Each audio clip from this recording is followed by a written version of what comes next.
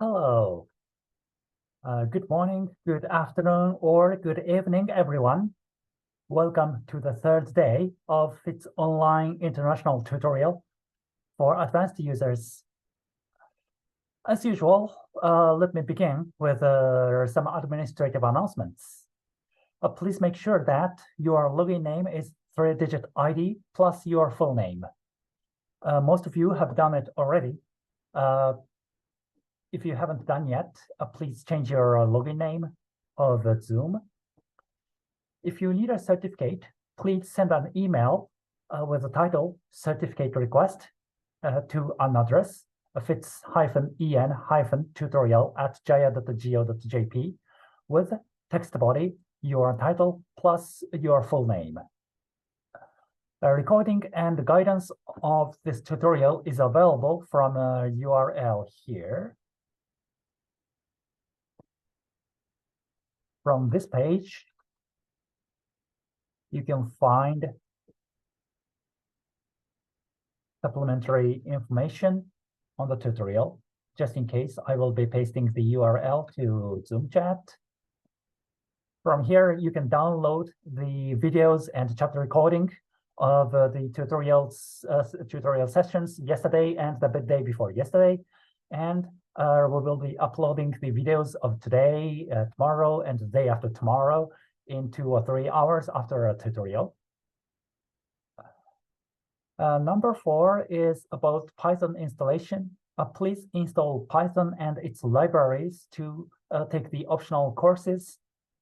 If you take the optional course of medical data treatment by ArchiFits on Friday. And its info is available from URL here. If you are in trouble in installing Python, please have a look. And this matters only, basically, only Mac and Linux users. Windows users usually do not have to install Python or its libraries. So if everyone is ready, let's get started.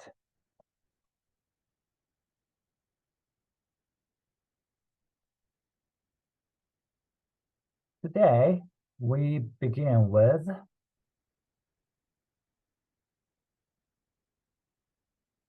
a sequel of the tutorial session yesterday.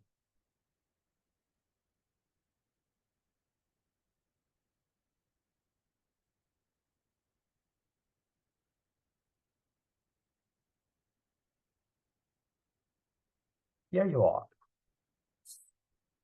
The folder we're going to work is weight B. Please go to the folder fits lecture advanced weight B.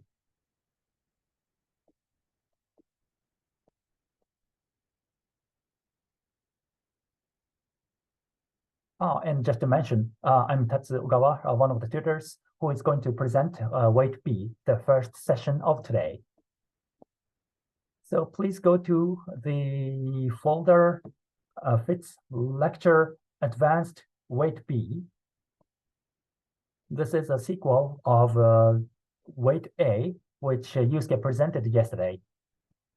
And there, please open the PowerPoint slideshow, fits select weight B en.pptx.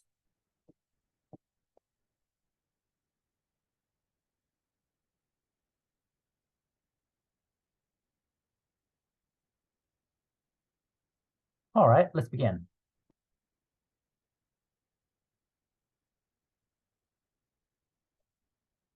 So weight B, this lecture is about the variance reduction technique to improve efficiency of calculation by making use of the idea somewhat similar to importance.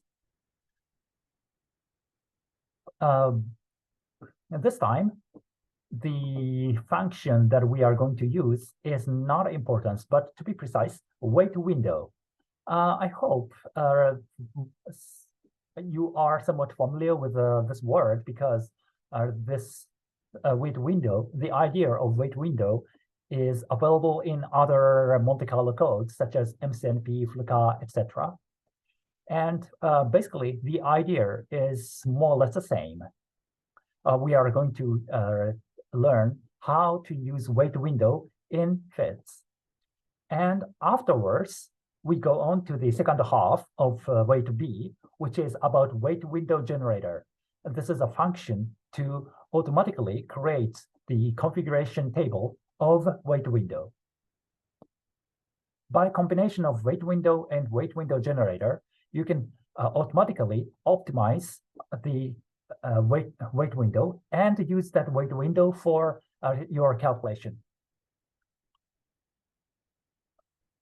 This slide is exactly the same as the one that Yusuke showed you yesterday. In FITs, particles are not always counted as one particle, but sometimes particles are split into 2, 3, or 4, having one half of weight, 1/3 of weight, or 1/4 of weight, etc. By splitting particles, we can accelerate the conversion of calculation statistical uncertainty. And weight window also make use of this idea. But again, please be careful that either importance or weight window are not compatible with a T deposit with output because particles are unphysically split, which gives you unreasonable result in, for example, pulse height calculation. In other words, this is weight window or importance are tools for radiation shielding problem in principle.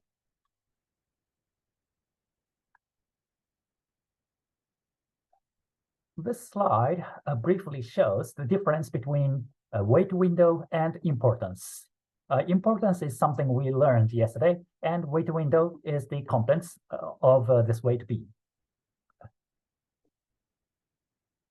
A cell importance method, the one that we learned yesterday, assigns a single value of weight to each cell.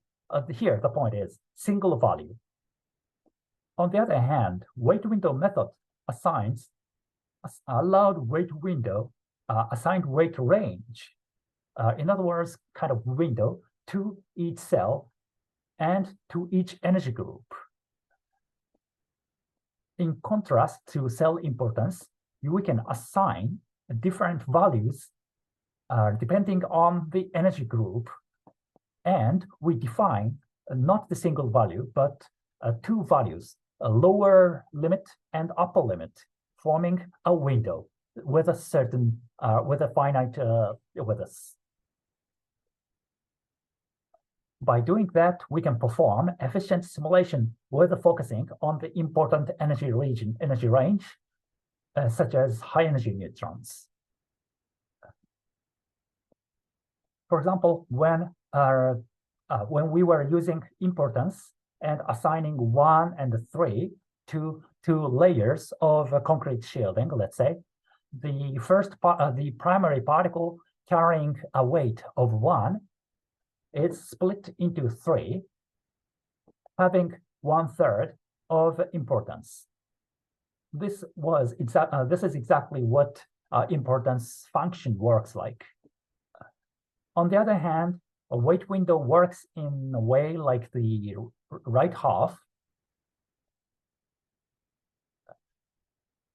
As usual, particle starts with a weight of 1, and suppose that the weight window lower limit is 0.5 and 0.25 in first and second layer, respectively.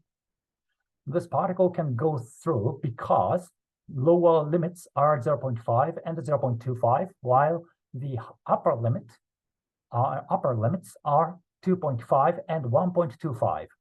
This weight 1 is within these windows, so this particle can go through without splitting. But if you define lower weight window upper limit and lower limit, like 0.17 and 0.85 for lower and upper limit, of the weight window in second region, this particle starting with a weight of 1 is split so that it fits within the weight window in the second region.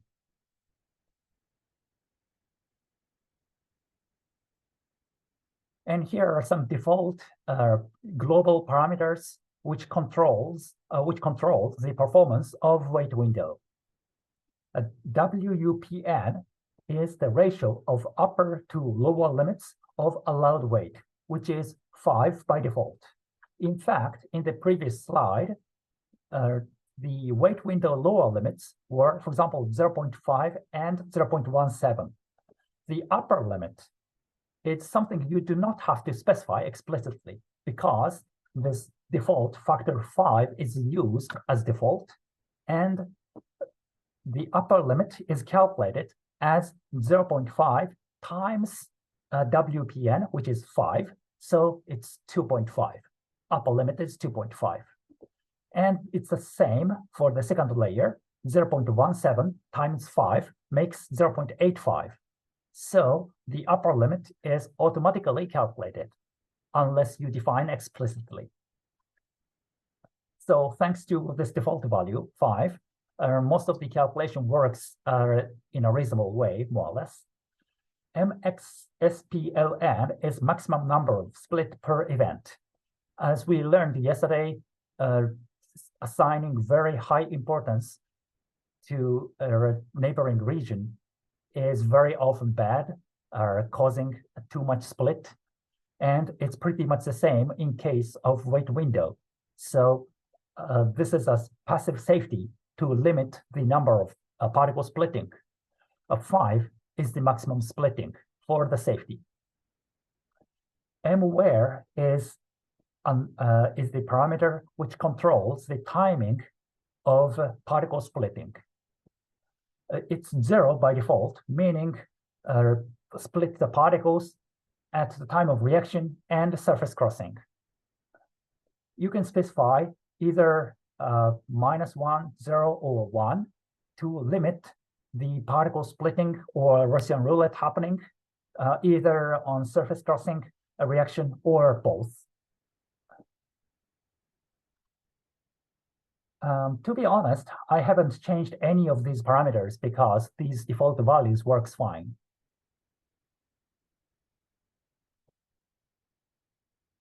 To understand better in an intuitive way, let's have a look at sample input, weight, hist.inp in the folder. Again, we are at FITS lecture advanced weight B, and there please open weight-hist.inp. This is a sample input file to test the performance of weight window in one particle history. Opening weight-hist.inp, please run this input file without changing anything. After running it, please open weight trajectory.eps, which should look like this.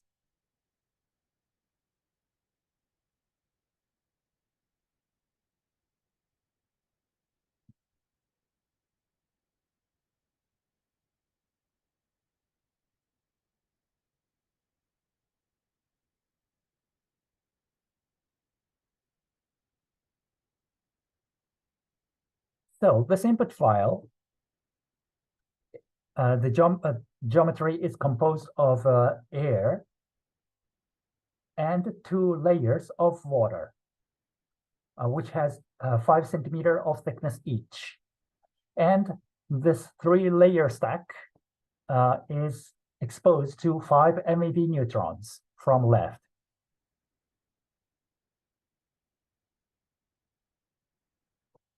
This is pretty much normal. The 5 MeV neutron coming into this geometry from the left is scattered at something like 2 centimeters in the first layer of concrete. scattered again here, scattered, scatter, and escape from the second shielding from the back surface. This is what's happening here. There are no working of wait window or anything. Then let's activate wait window section.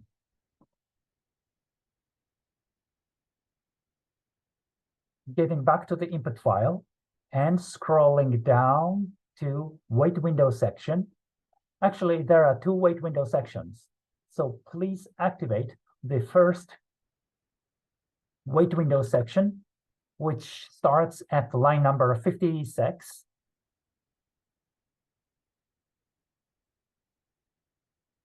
This wait window is now activated.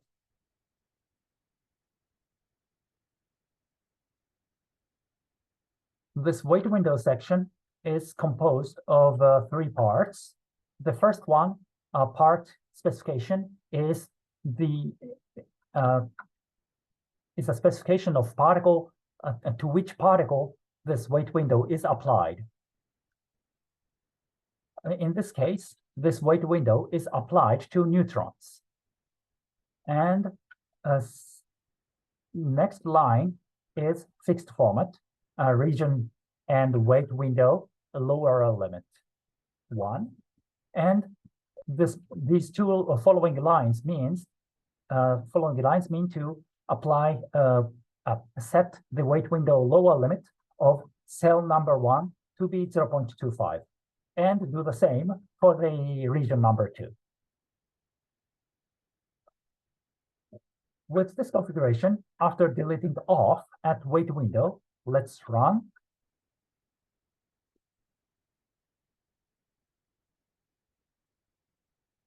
The EPS file particle trajectory doesn't change in the slightest. Nothing changes.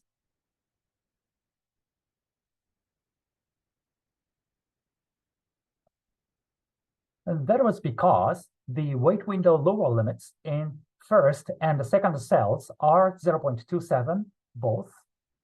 And by default, the wait window upper limit is 5 times wait window lower limit, which makes 1.25. So in this case, the wait window upper limits in first and the second layers are 1.25. So the primary particle carrying the weight of 1 can go through this window of weight without going over or going under these windows. That's why there was nothing happening. Let's go on to the next page. And there, let's decrease the wait window lower limit of the second layer to 0.125. This time, wait window lower limit and upper limit of the first layer do not change, but in the second layer, lower limit is 0.125, upper limit is 0.625, which is lower than 1. So we can expect that this particle is split into 2, so that it goes within the weight window. Let's see.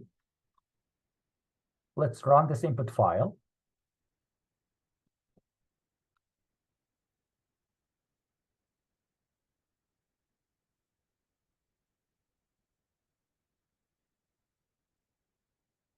By changing the weight window lower limit to 0.125 in the second region, second layer, there was nothing changing in the first layer, but in the second layer, the original trajectory is this one, the one close to the center, but there's another history, another trajectory going down here.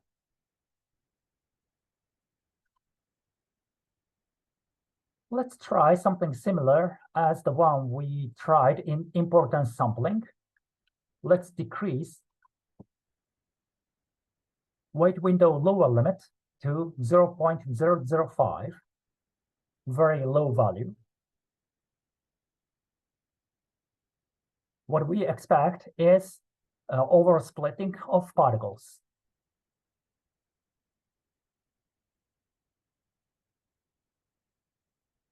In fact, the primary particle does not change up to the second layer, the second water layer. But in the second water layer, the particle is split into 5 and 5 again, and another 5. And then eventually we see something like this spaghetti due to extreme splitting. So, needless to say, we mustn't set weight window lower limit to be too low values, like importance sampling.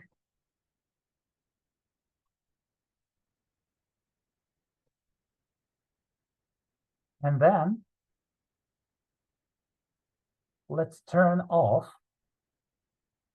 the first weight window and activate the second weight window, starting from line number 62.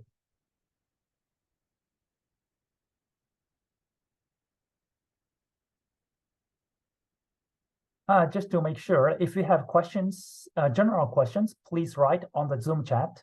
And if you have a problem on your own, please raise your hand to ask for a breakout session. So the second weight window. Please delete OFF after a weight window weight window section at line number 62. In this weight window, this weight window is applied to neutrons like the one above, but this one has 2 energy bins. This means to apply a weight window to neutrons from 0 to 0.01 MeV and apply different weight windows to neutrons from 0.01 MeV to 10 to 5 MeV. Initially, the weight window configurations are the same for low energy part and high energy part, but we can define we can give different values to different weight window energy bins.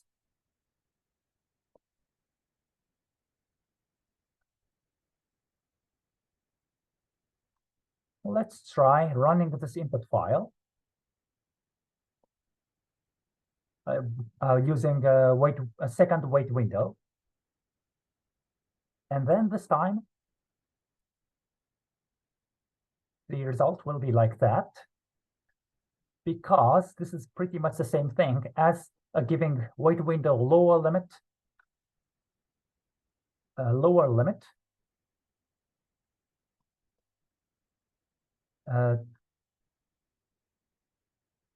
to cell 1 to be 0.25 and 0.125 to the second layer. And this is exactly what we did just before using the first weight window. In this case, the weight window lower limit of the first layer is 0.25, maximum is 1.25 for lower energies and higher energies. And by giving 0.125 as the weight window lower limit in the second layer, the maximum weight window upper limit is 0.625, which is lower than unity. So this particle was split into 2 in the second layer.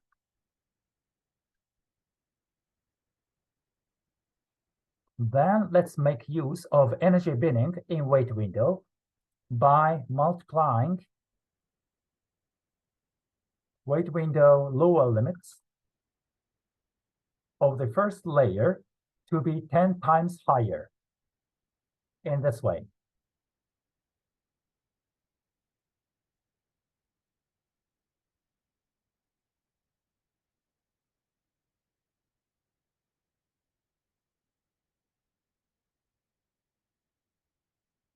In this way, by increasing the wait window lower limits of the first layer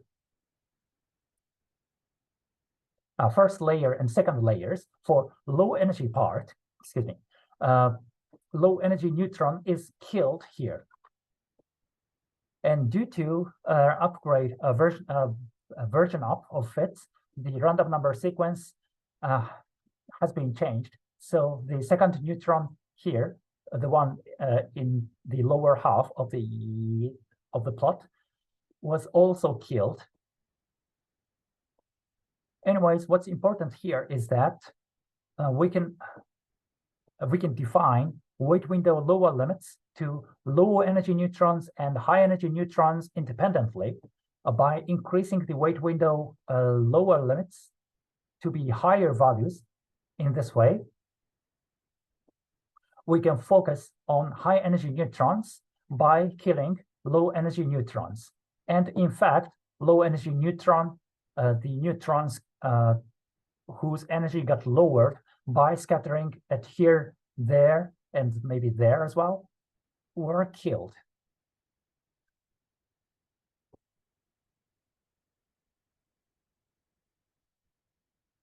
So up to now, we tested wait hist.inp to understand how a wait window works on particles, how a wait window cuts off particles.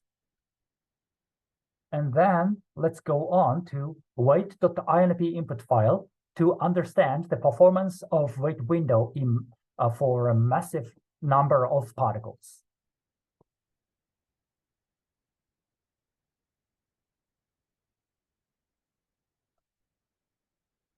Without changing anything, let's run this input file, wait.inp.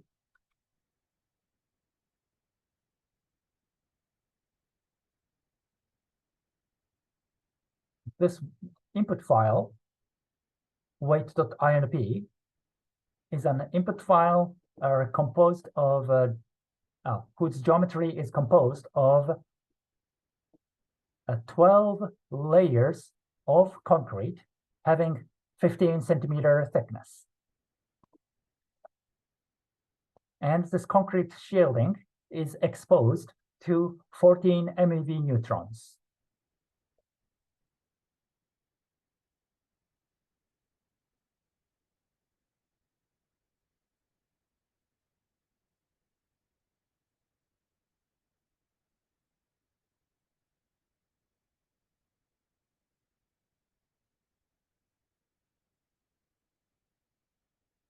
By running this input file,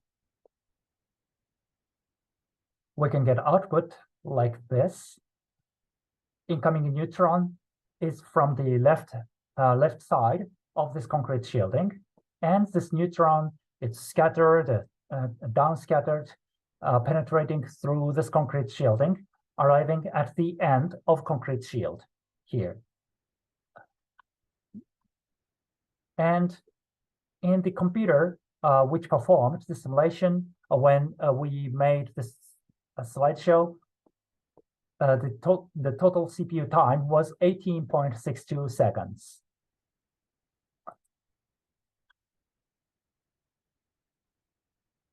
And this is the initial configuration in which the wait window setup is the default of wait.inp input file.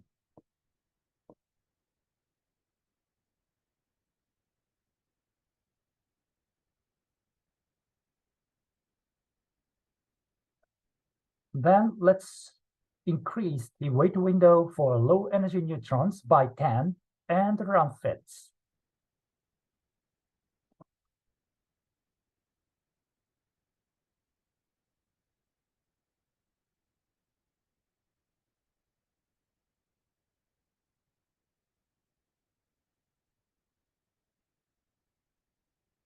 What we do is to go to line number 86.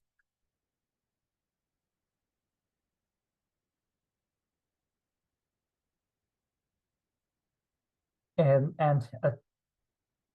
Before changing this, wait window is configured in this way. There are two energy bins from 0 to 1 kV and 1 kV to 100 MeV. And the wait window lower limits for first, the second, the third layers are defined to be the 2.5 to the power of -1, -2, 3, 4, 5, 6, 7. So the wait window lower limits are different by a factor of 2.5 between the layers. And now what we are going to do is to change the wait window lower limits for low energy neutrons below 1 keV. Because the wait window lower limits for low energy neutrons are defined as user-defined variable C10 times 2.5 to the power of -1, 2, 3, 4. So let's increase C10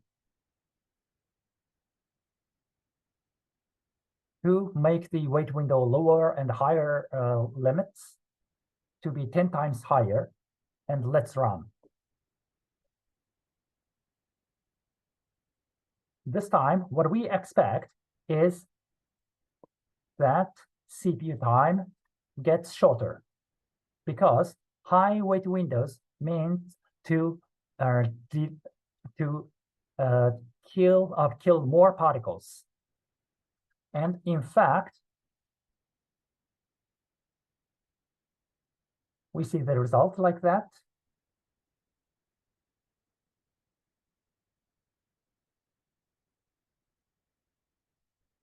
We see more or less the same distribution as ever, but CPU time is reduced by more than half. What this means is that CPU time was reduced by saving time killing low energy neutrons.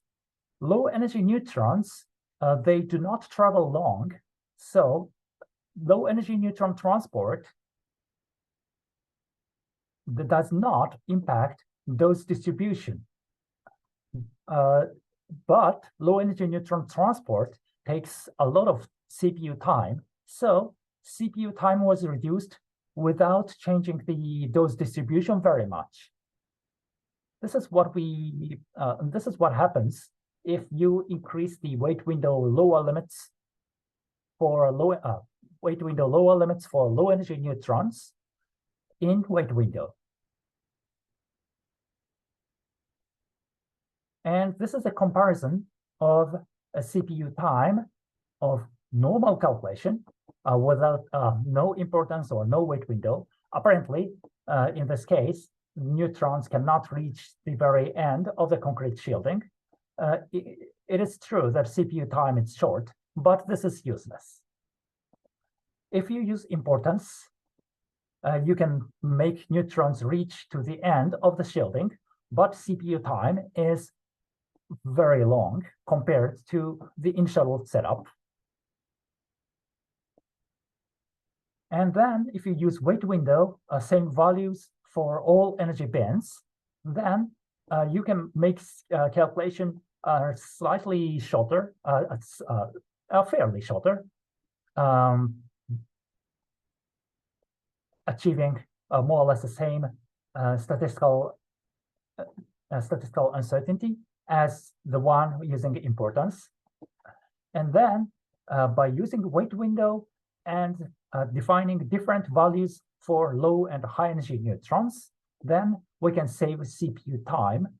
The CPU time is more or less the same as the initial configuration without importance or wait window, but statistical uncertainty is much lower compared to this one.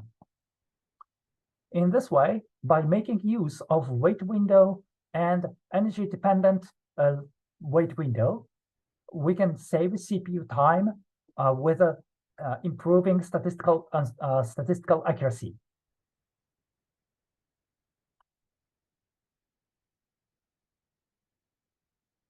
And this is the comparison of the calculation accuracy in a glance. A default calculation in which neutrons didn't reach very much in depth. The dose dropped at layer 10th layer, having very large uncertainty. But by making use of importance, weight window, or weight window, energy-dependent weight window, we can achieve high statistical accuracy.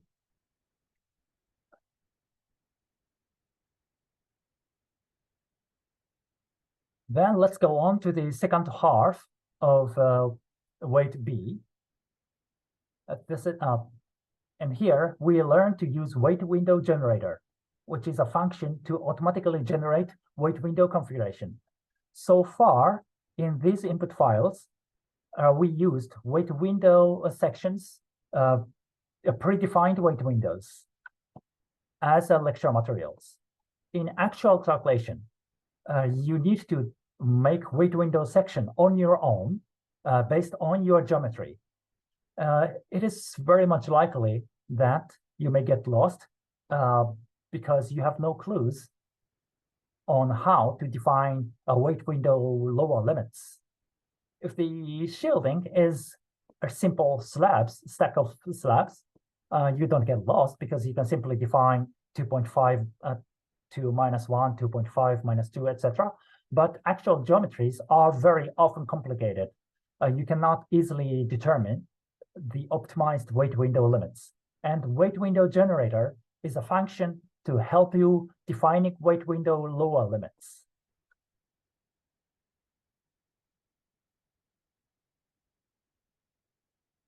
Weight window generator can be defined by as one of the tallies, TWWG, tally weight window generator. In fact, a weight window generator is one of the tallies in terms of FITS programming. And in weight window generator tally, TWWG, a mesh scheme is either region-based or XYZ based.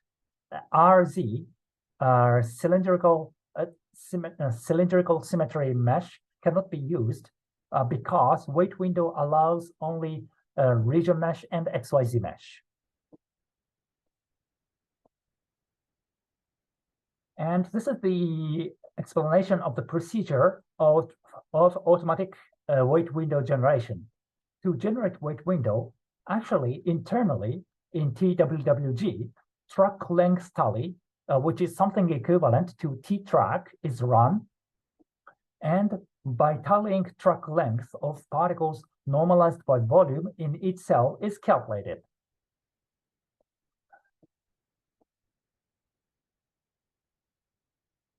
And the weight window lower limits calculated for each cell based on track length are normalized and formatted in the form of a weight window.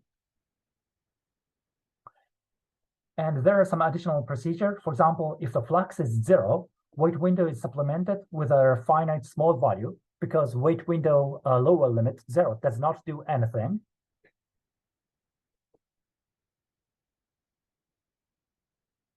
And this calculation can be done by defining weight window generator tally like this, square bracket TWWG, mesh equal reg, meaning you use region mesh, and you specify the cells in which you would like to know weight window lower limits, and you specify the particle and energy binning like other tallies, energy binning definition in other tallies, and axis is usually WWG, and you specify the file name.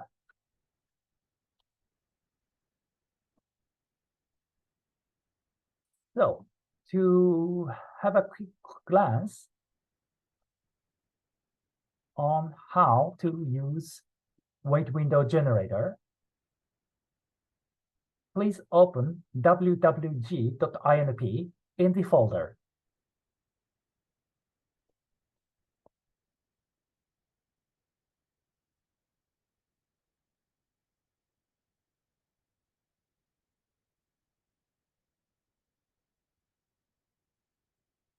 Please open wwg.inp. This input file is a test input to make use of weight window generator. In fact, by scrolling down this input file, there's TWWG from line number 74 here. So without changing anything, we can test weight window generator tally. Speaking of the geometry of this input, the geometry is composed of 12 layers of concrete.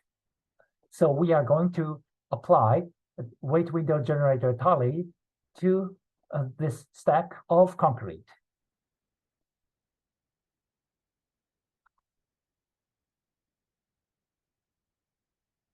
Then let's use this input file. Please run fits without changing anything.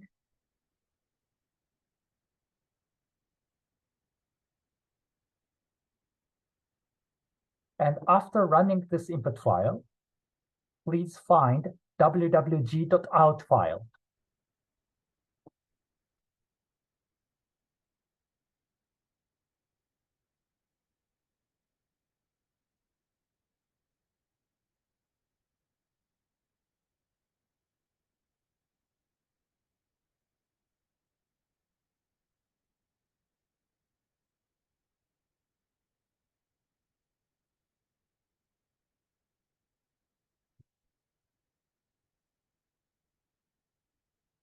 Oh, my mistake.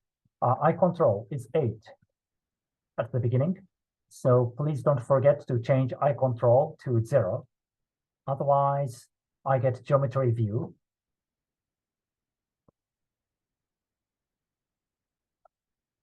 Please don't forget to eye control to 0 and run.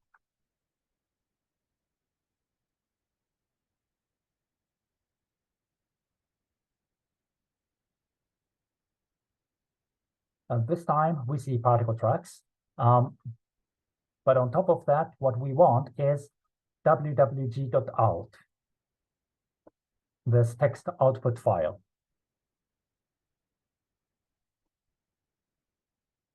Here we see weight window configuration like this.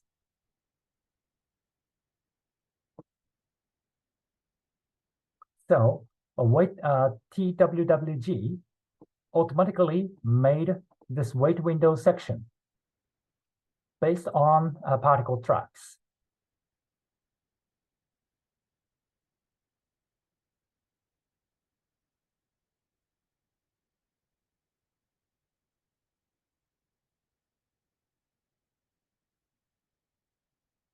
And actual particle tracks are like this. So we see that neutrons arrived up to 10th layer, but not more in depth, like 11th and 12th layers. And getting back to wwg.out,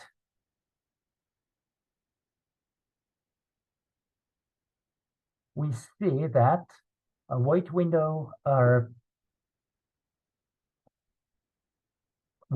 values are 0, and not exactly 0, but a weight window generator result indicates that it did not detect any particles in the final layer, 12th layer.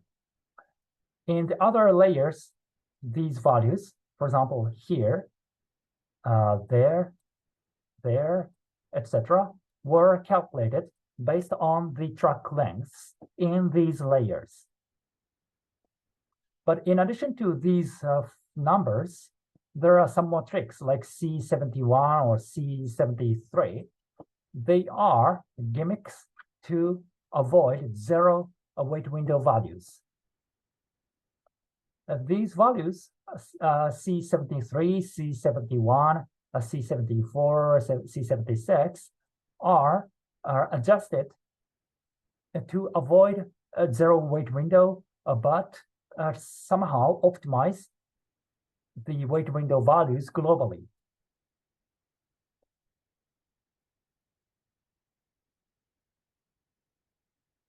Oh, and also important roles of these user-defined values, C72, 3, 5, 6, are to normalize the weight window values. Because in weight windows, what matters is the relative values. Not relative values, but the value relative to the primary particle. So the weight window values must be normalized by the minimum flux and the maximum flux, which appear in these places here. Anyways, these normalizations are performed automatically by the algorithm of weight window generator.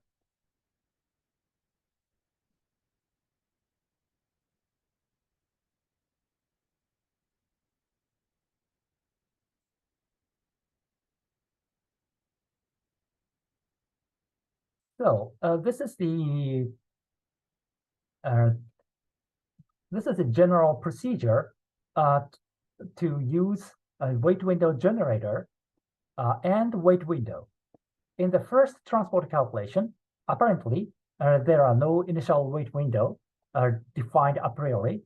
So we first run a transport calculation using weight window generator tally. And this weight window generator tally dumps the first weight window. In the second calculation, the weight window is updated by initial values of weight window.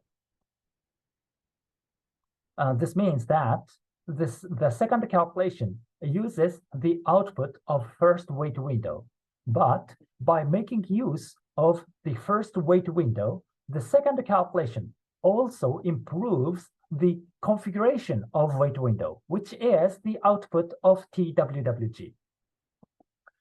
After the third calculation, the calculations are repeated until particles are transported to depth.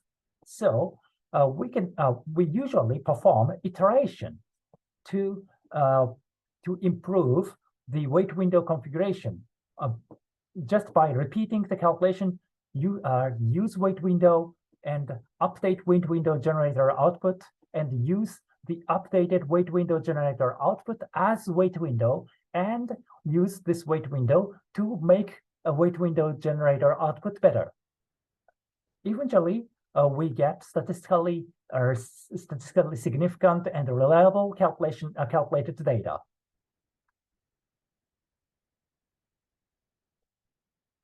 To do that,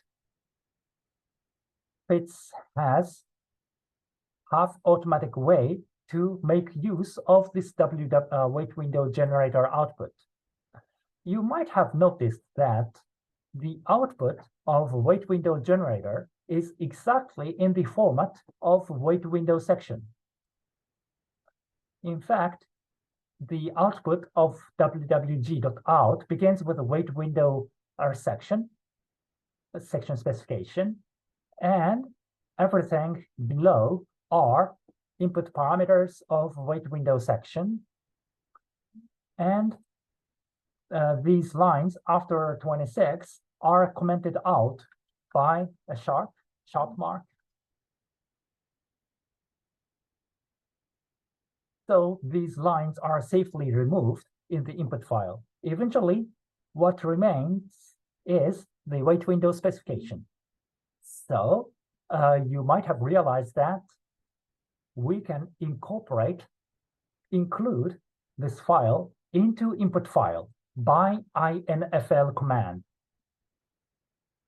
In this input file, actually, there is infl command at line number 12. By deleting the comment symbol on the top, we can include wwg.out as a part of this input file. Then let's run this input file.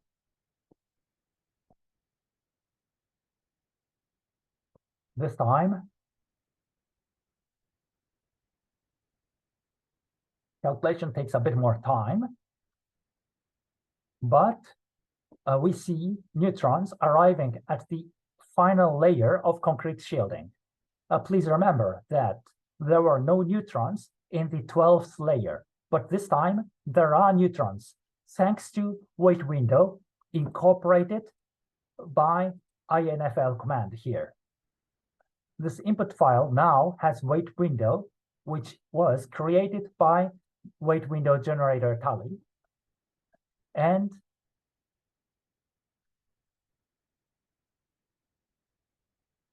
what is even more exciting is to run this input file, exactly the same input file again, without changing anything.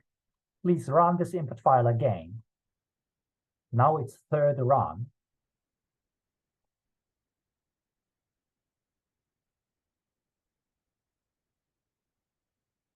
After the third run, the neutrons, more neutrons arrive at the 12th layer because wait window generator creates a wait window setup again. Every time you run this input file, this wwg.out is updated, becoming more precise, more optimized. And when you run again, fourth time, this calculation also performs wait window generator. So wait window generator is again updated. This iteration is automatically done as long as you have infl wwg.out here in this input file. Every time you run this input file, wait window configuration of in wwg.out is updated, and based on this updated wait window configuration, calculation is performed. And calculation results get better and better thanks to this iteration.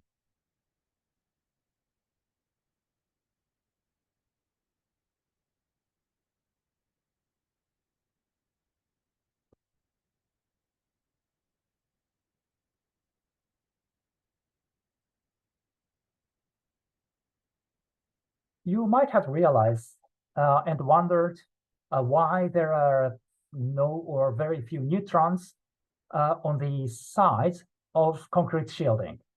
That's because wait window concerns the particle splitting, performs particle splitting between the layers,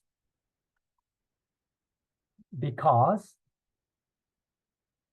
wait window generator specifies a region in which wait window is applied, and that is layers from 1 to 12. So this wait window generator generates the wait window setup to transport neutrons from layer 1 to 2, 2 to 3, 3 to 4, up to 12. It doesn't do anything inside each layer.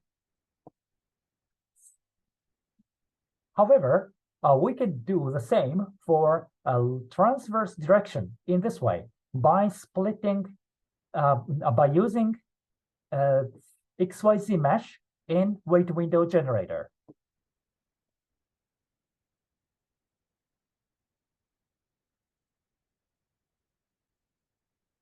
To do that, please get back to the folder and please open wwg2.inp, wait window generator 2-dimension.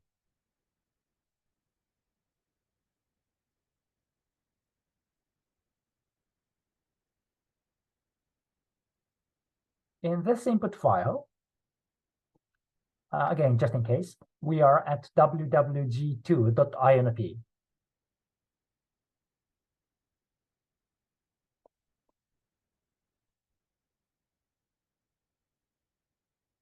Here in this input, mesh scheme is XYZ. So now we split the cells, the layers in XYZ. And there, one correction. This is not 2-dimension, but regions are split in 3 dimensions. Here, there's X type, X binning specification, Y binning specification, and Z binning specification. The concrete layer is split in X, Y, and Z to optimize the particle transport in 3 different axes. And what follows are the specifications specific to weight window generator. For example, energy binning and axis specification of WWG. Anyways, you can probably imagine that at this time we can extend the weight window configuration to 3 dimensions, so that neutrons finally arrive at the side of concrete shielding, unlike previous example. So let's run this input file. And here, please don't delete the comment symbol at line number 14 yet, because wwg2.out has not been created yet. In the first run, please keep this line off. Anyway, please run.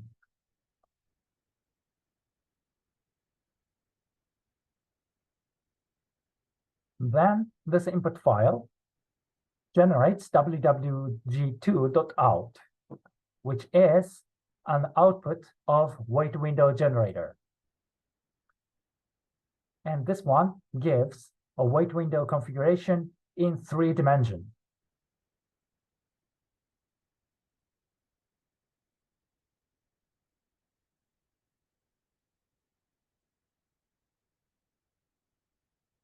And then here's an explanation on how we can interpret the wwg2.out. By looking into this file precisely, we can get weight window setup for each XYZ cells.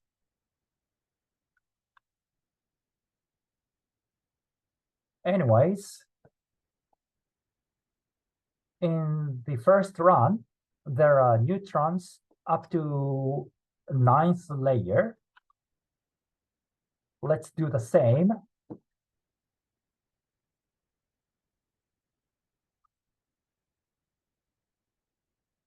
Let's do the same as the 1-dimension weight window generator. Please delete the comment symbol of line number 14. By doing that, we can include the external file named wwg2.out, which is weight window configuration of this file.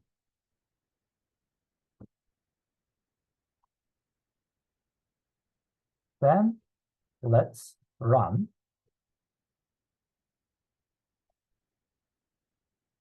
Let's run this input file. This time it takes a bit long because particles are split owing to weight window generator. But we can expect a better statistics in this run.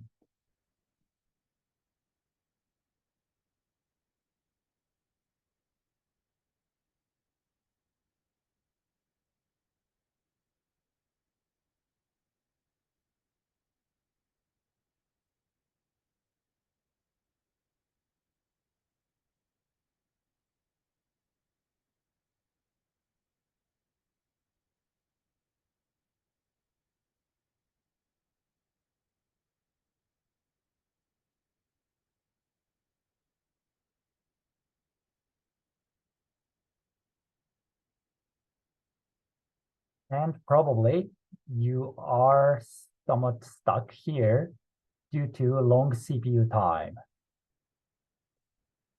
Actually, there is one trick which we should learn.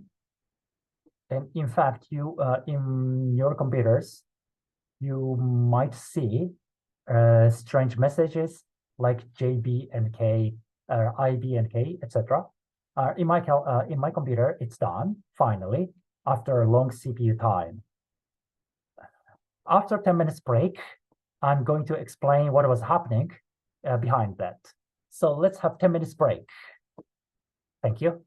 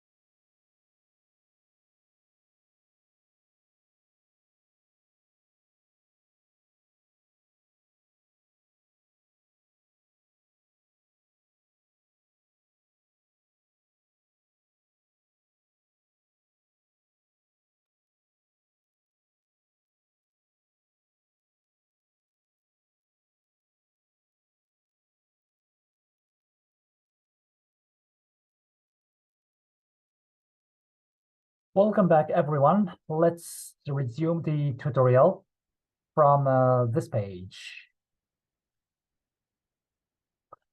So before the break, we ran the WWG2 input file, but it took very long CPU time seeing some strange messages on the terminal window, and we got the output of wwg2.out finally.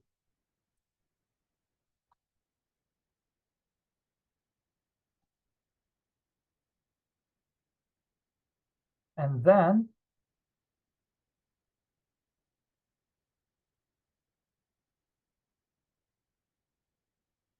probably you might have seen something like that, or strange messages like JBNK or IBNK, etc.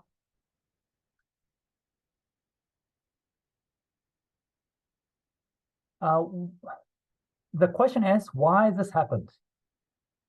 These strange messages came out because wait window values were assigned to the regions where photons did not come. Please remember that wait window values are calculated based on the track length in each cells. So if one cell particles do not come very often, the wait window values of these cells will be small because of its automatically thinks that this cell is seldom reached by particles. So we need low wait window values to enhance the statistics in such cells. But what happens if one cell has a very low wait window values? In that case, particles are split very much, this time unexpectedly. And the split takes a lot of CPU time because some of the split particles go beyond the physical memory of computer. They are eventually written on your hard disk, and access to hard disk takes time. That's exactly why the previous calculation took very long CPU time.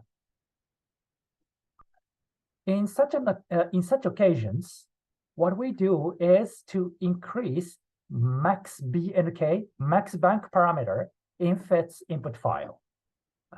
Max bank is the number of particles to be put into bank. If this value is high, FITs can put more particles in the bank without writing the particle information to hard disk. So getting back to the input file,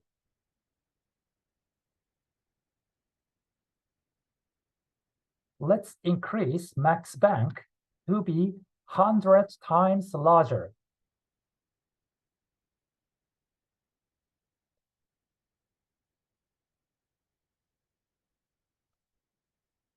After making max bank 100 times larger, let's run this input file again. This time, hopefully, we do not see IBNK or JBNK messages. Yes, and this time CPU calculation time is much faster. And actually, wait dose xz.eps indicates better statistical uncertainty, better statistical accuracy.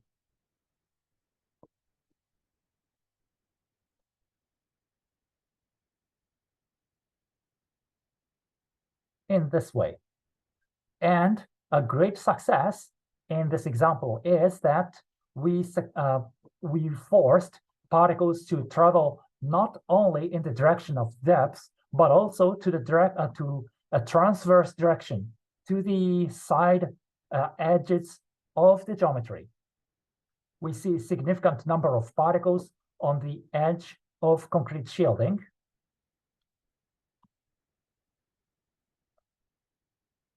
So what's left are exercises. Exercise 1 and 2.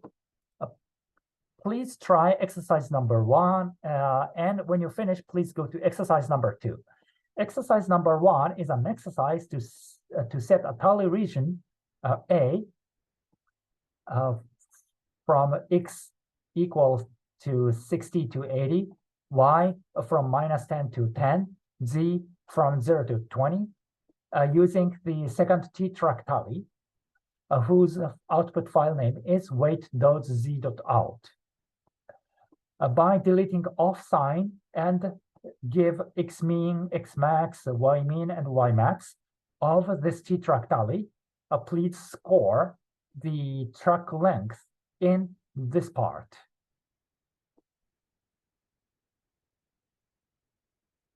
And then when you finish exercise number 1, please proceed to exercise number 2 to calculate the effective dose of neutrons in this part of concrete shielding where t-track is assigned. So please try exercise number 1 and 2. When you finish exercise number 2, please turn on yes sign from reaction button. If you have any questions, please write on the Zoom chat or raise hand, please. Please try.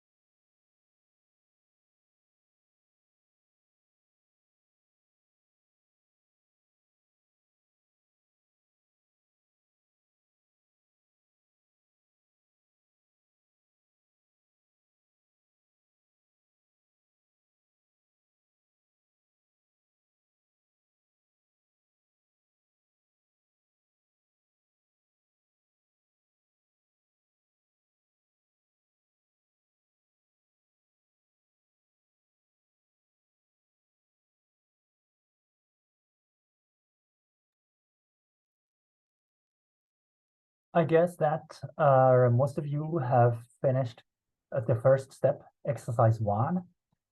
Just in case, let me explain. Scrolling down in the input file, please go to line number 124.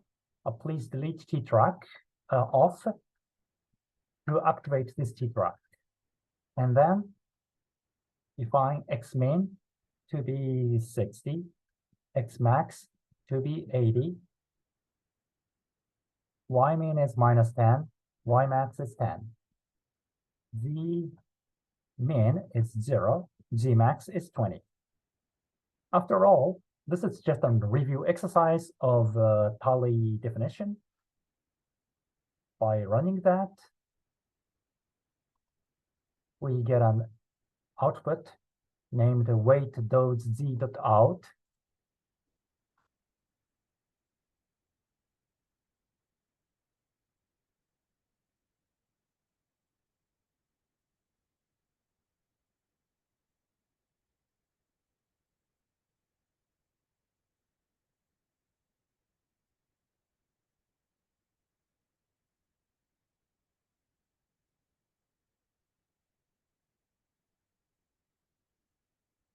This output file. And there you can find the dose, effective dose in picosievert per source, which is 1.3935 10 to minus 4. Once it's done, please go to exercise number 2. Let's take another 5 minutes.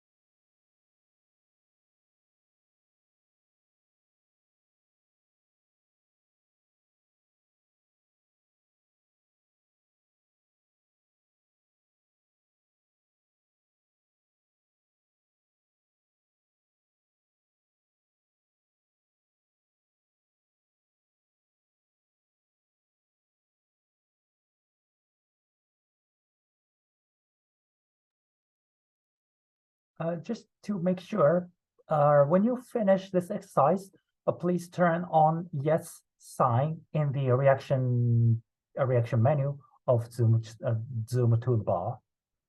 Please turn on yes. If many of you have finished this exercise, I'm going to perform a demonstration.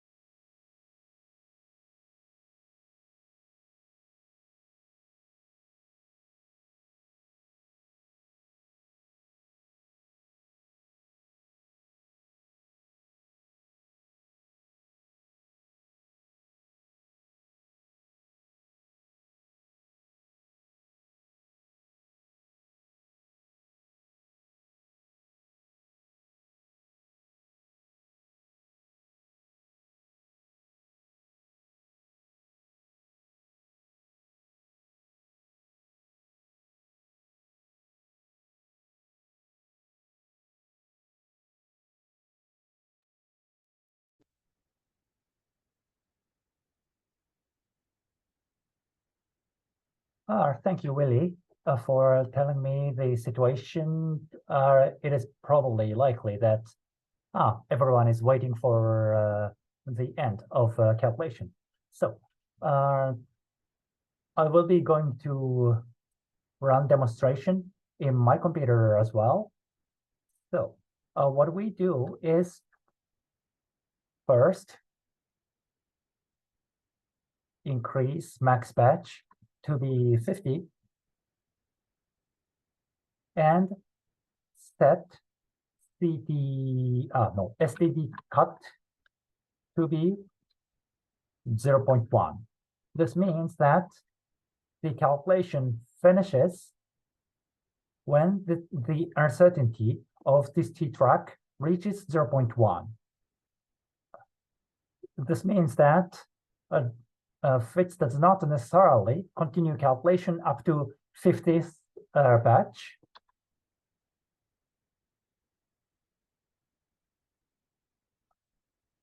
So with these changes, I run this input file.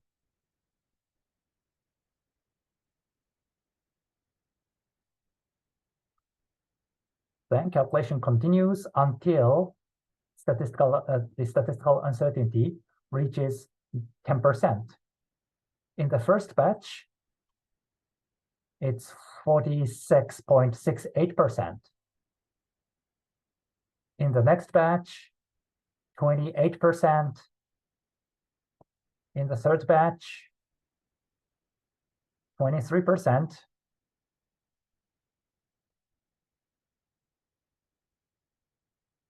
In this way, the statistical uncertainty goes down until it reaches 10%. Have any one of you finished this calculation?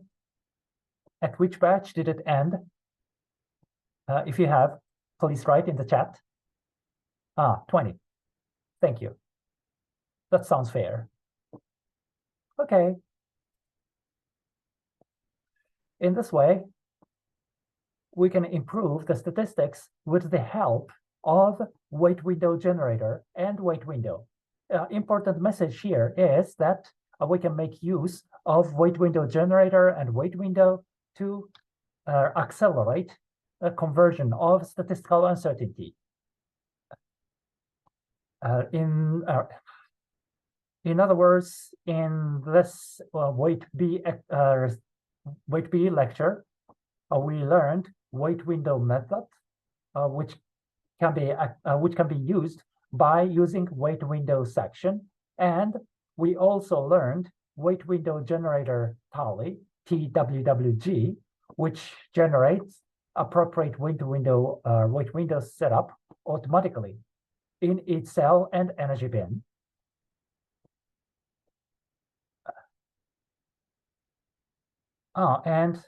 This is something I didn't mention clearly, but definition of cell volume by using a volume section is mandatory to use weight window with a region mesh.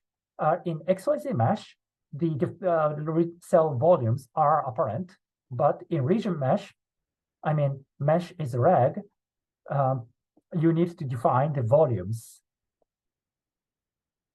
And what is powerful is iteration of weight window and weight window generator. We can run weight window generator first and use the output of weight window generator in the second and subsequent calculations.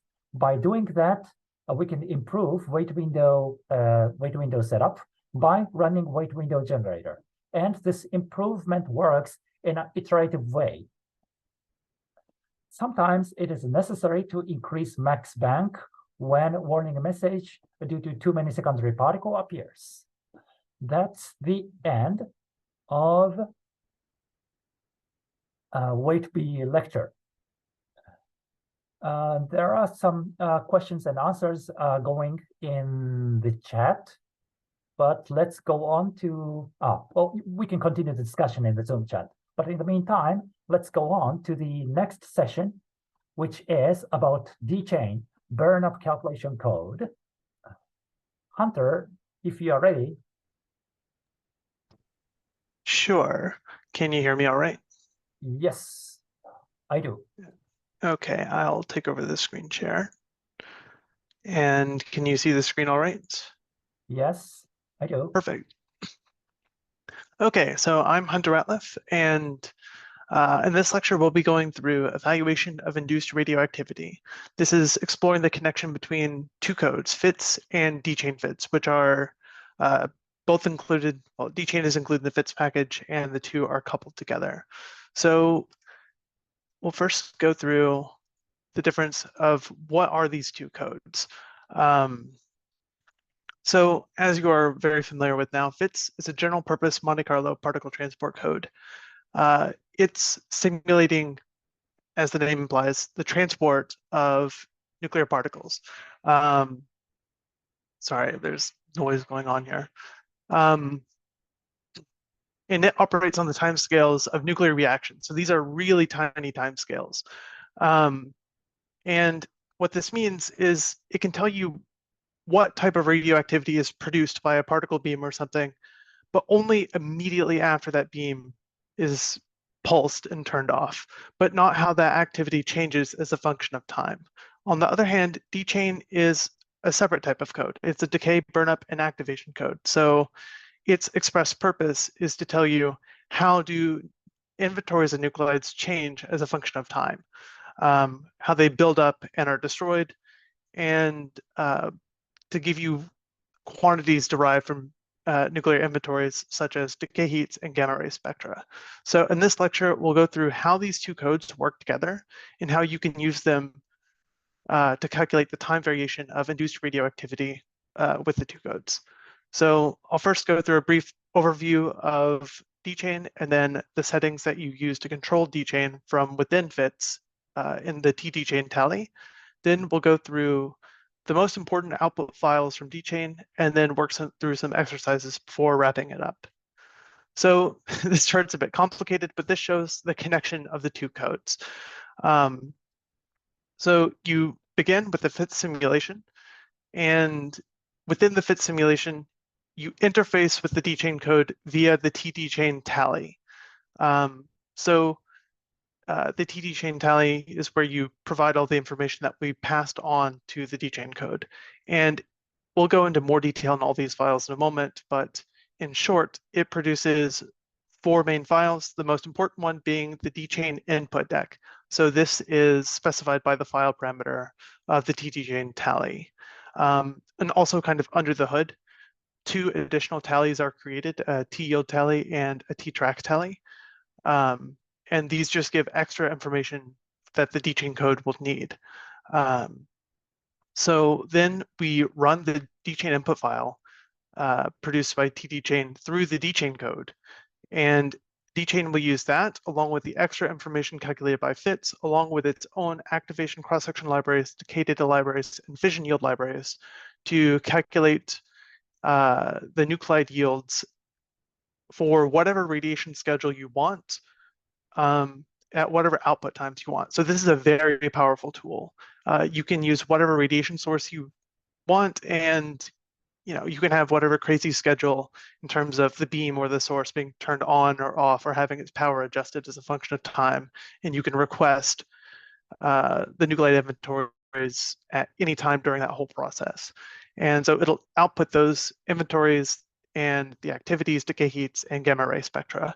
And what's quite nice about this with the gamma ray spectra is that this kind of enables a multi-part dose calculation. So the example we'll be working through later involves shooting a proton beam at a target, and this will activate the target, and we'll have the beam on for some period of time, then we'll turn the beam off and let the target cool for a few minutes. And then we want to know, what does the gamma dose in the room containing the target look like after some minutes of cooling? And this is exactly what this type of calculation using both D-chain and FITS allows you to do. You can take the gamma spectra outputted by D-chain at some time after the irradiation is over and put it back in FITS to do a dose calculation. So let's go ahead and try running the two codes together. So I should have mentioned this at the very beginning. My apologies, but the location we're at for this lecture is FITS lecture advanced dchain 1. So I'll give you a moment to find that. And the input file we'll be using is dchain.inp. So go ahead and run this together with me.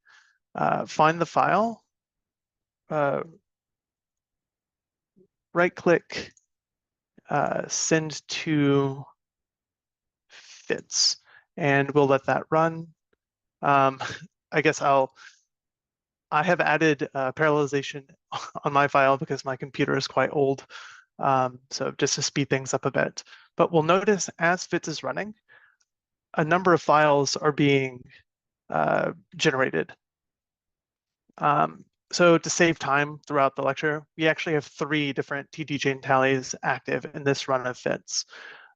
So the TD chain tally is producing these 4 files.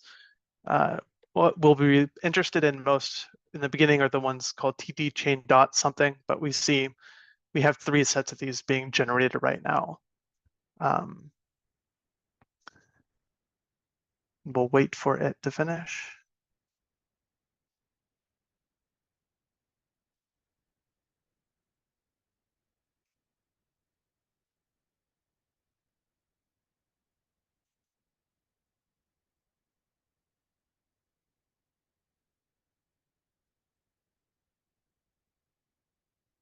There we go.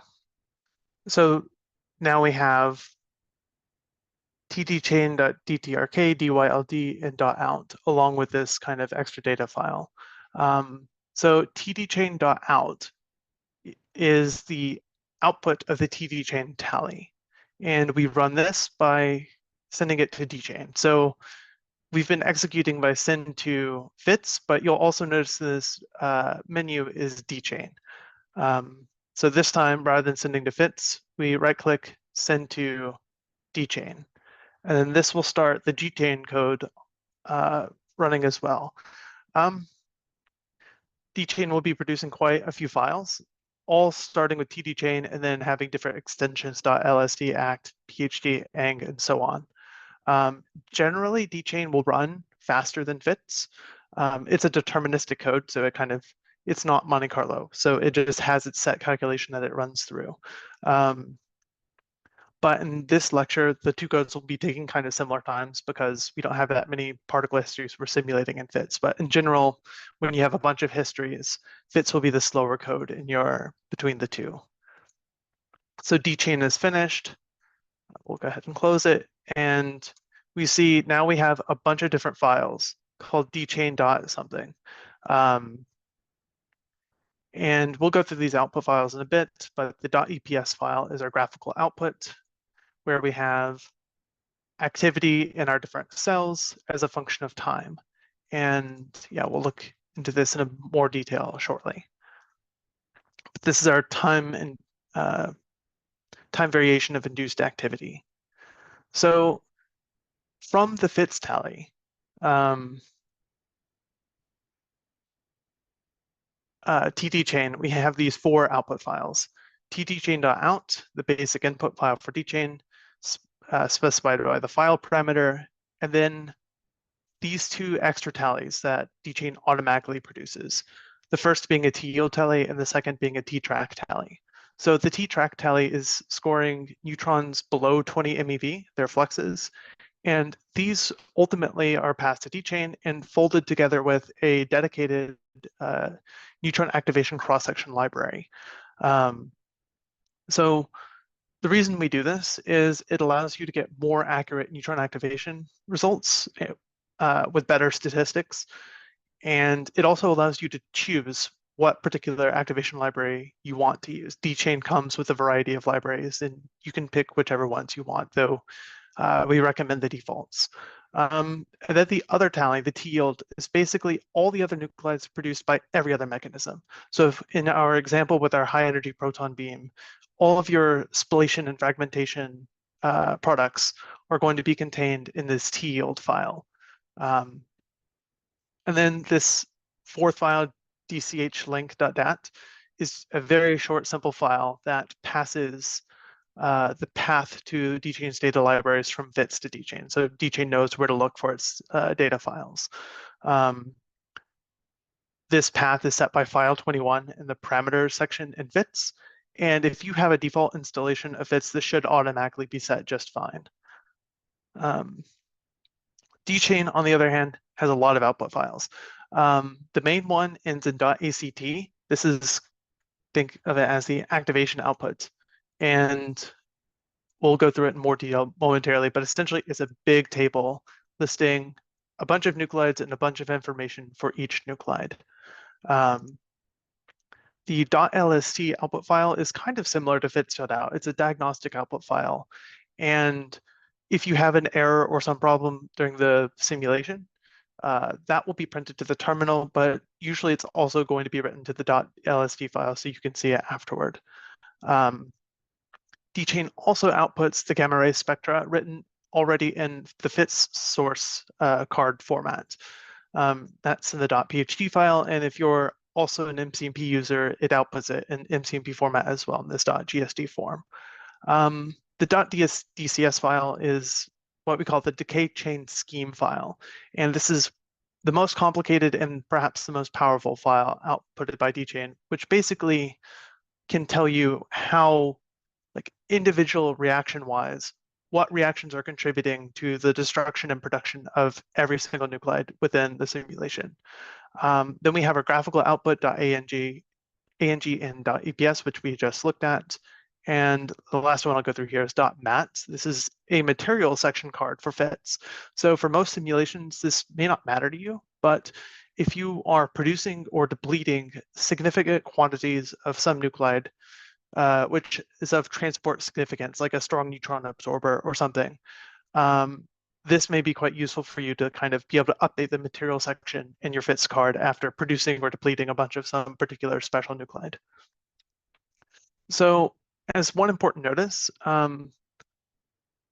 most of the parameters used in dchain can also be specified in the ttchain section in FITS. So the dchain input deck, as we'll see shortly, has a bunch of input parameters, and you can generally specify these from the ttchain section too.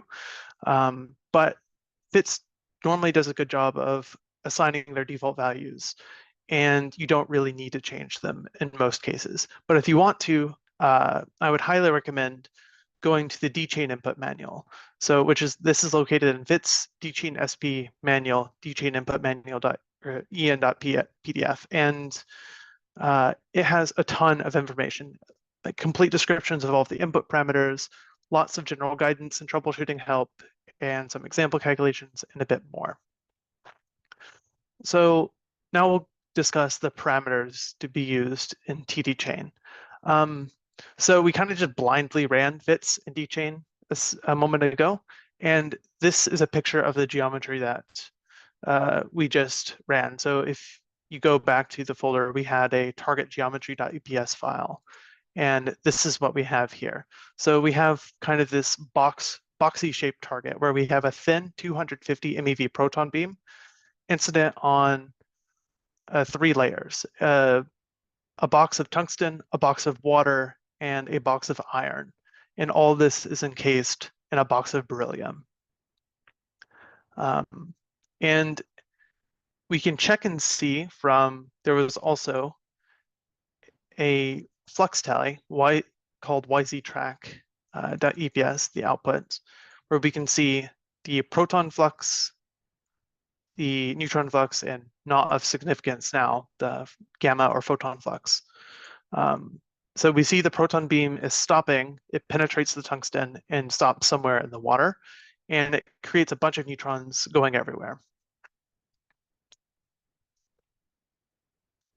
There are some settings to be aware of that are outside of the ttchain tally that are necessary for using dchain. Importantly, dchain needs to know the number of atoms in each region for each isotope in order to be able to tell you what the absolute inventory and activities are.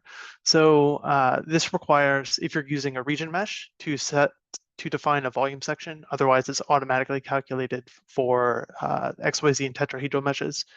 And JML also needs to be set equal to 1.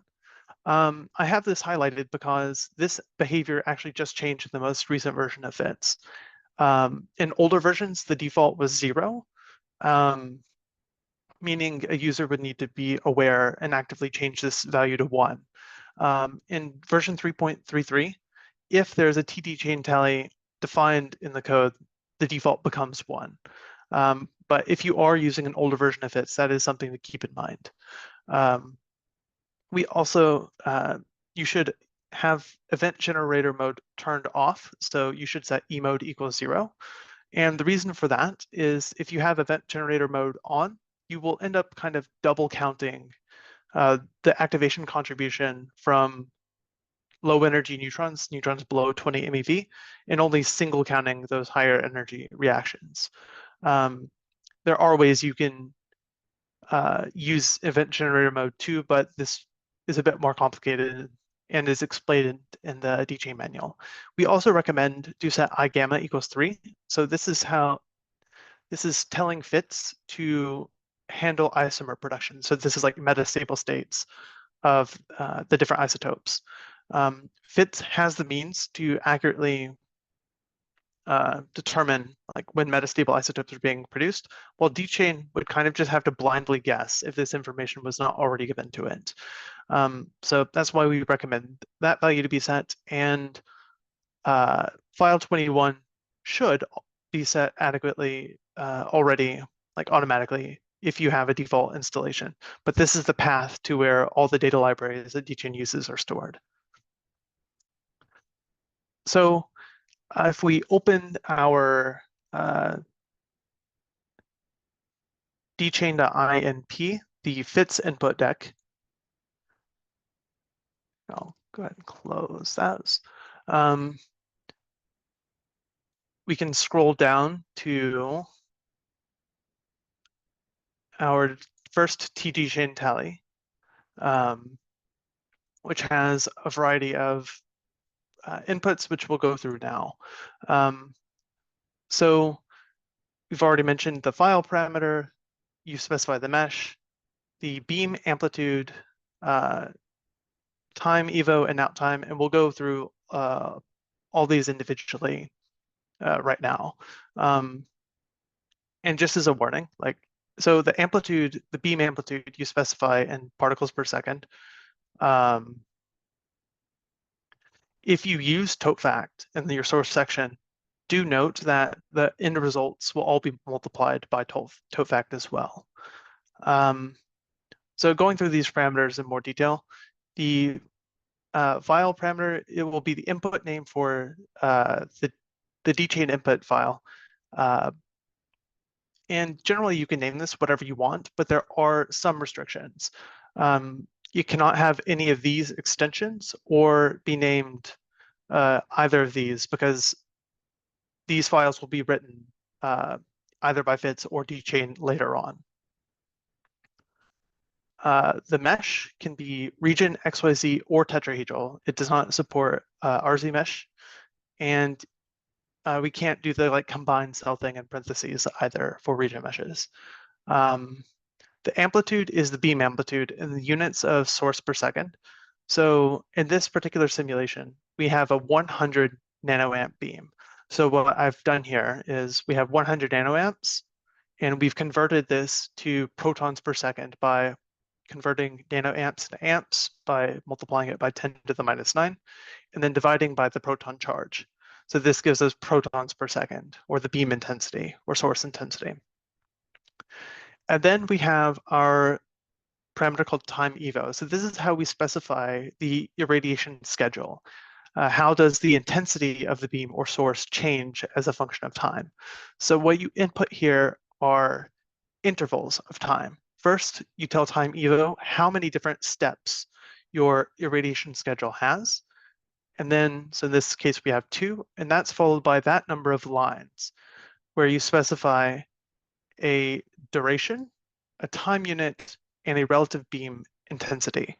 So in this particular example, we start with 2 hours of the beam at 1.0 intensity or 100% power. So this is the full 100 nanoamps. And then that is followed by 5 hours of the beam at 0% power, or the beam is off. It's a cooling step. The time units that you can use are seconds, minutes, hours, days, and years, each indicated with a single character, and you need to have a space between each of these, between the duration, the time unit, and the relative intensity. So these are intervals of time for the radiation schedule, time evo. For out time, the times at which you request output. So when do you want to know what the gamma ray spectra is or what the activities are? These are points in time. So similar to time evo, you tell the code how many of these output times you will request. So in this case, 7. And these are points in time. So we want to know what the activities are at 1, 2, 3, 4, 5, 6, and 7 hours from the start of the calculation. If you provide a positive value, this is from the very start of the irradiation schedule. However, you can also provide a negative value, and this starts counting from the end of the final step in time evo where the beam power is above 0.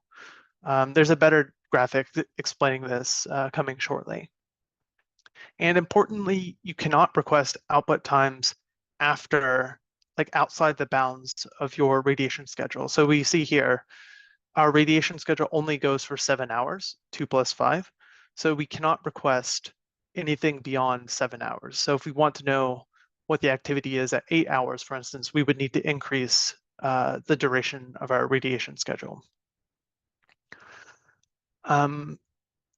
So in the tgchain.eps file, you see these pink blocks, or this pink block, I guess, is just one.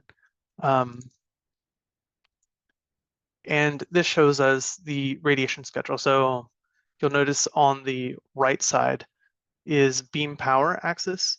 So this one's sample is just at 100% power and then 0% power. But this shows you, yeah, there's an overlay here for how beam power changes as a function of time on top of your activity results. So looking at comparing the tdchain tally and fits and the actual tdchain.out file, maybe we've not quite looked at that one yet. So if you open tdchain.out, you'll see there's a bunch of different parameters in the dchain input file. And again, all these are generally set well by fits. And really what you can see, like when we have the irradiation schedule down here, all fits has done is just pass this information from fits to dchain. So fits isn't actually doing any calculation with these values. It's just passing it to the dchain input. So we see that the file parameter from dchain from the fits run becomes the dchain input file, and some of the variable names change. So like for our irradiation schedule in fits, it's called time evo, and dchain it's called IT step. And for the output times, it's called out time in fits and IT out in dchain.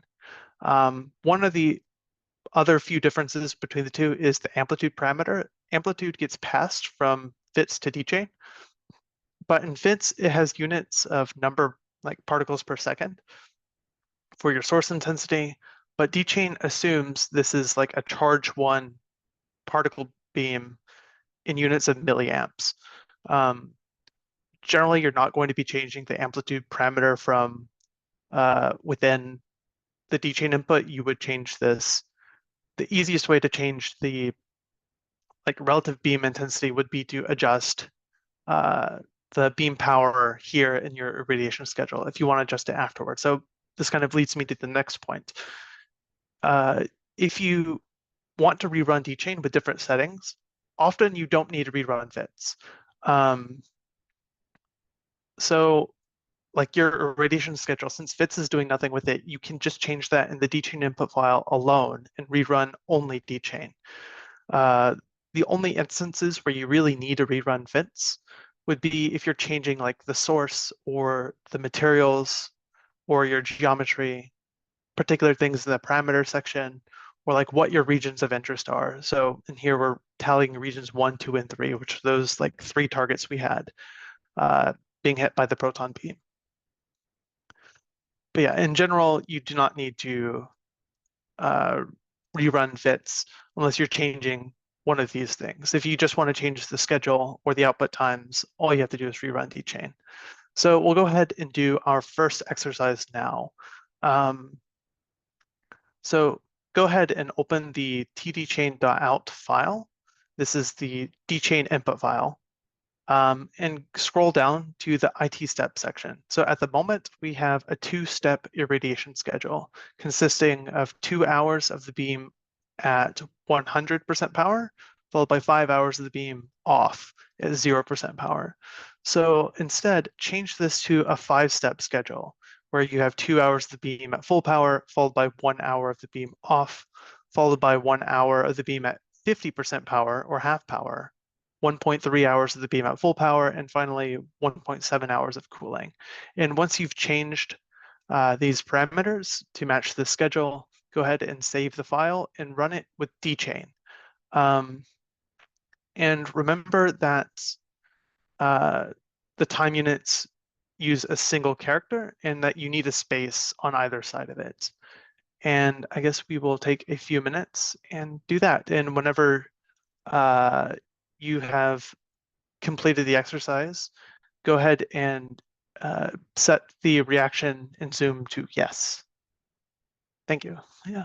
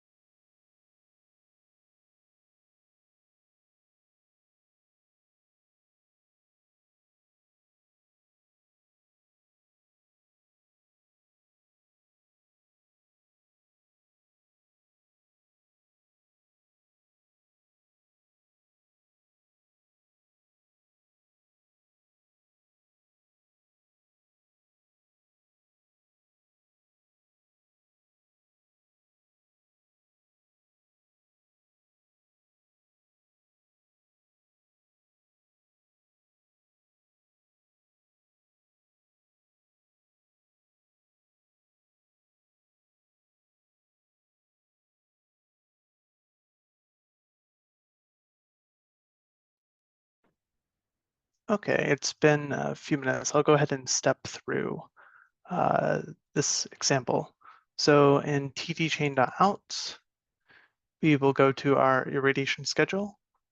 And this is going to be, make the window a bit thinner here. We're now having 5 steps rather than 2. So I'll change IT step to 5. And actually, maybe I'll go slowly. I see people are still working.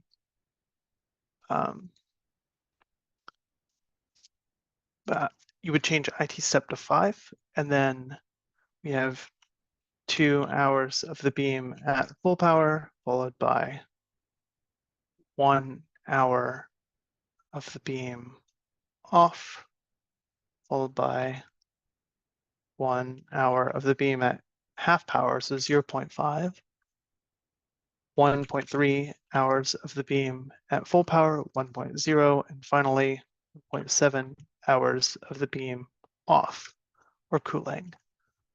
And then we can run it. Also, if you have Notepad++, and have the run menu set up, dchain is also listed here too. So I'll run it from there. And this will take a little bit of time to run.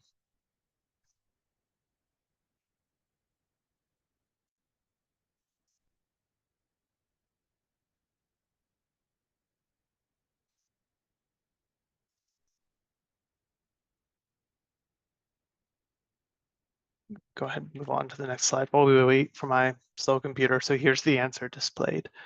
Um,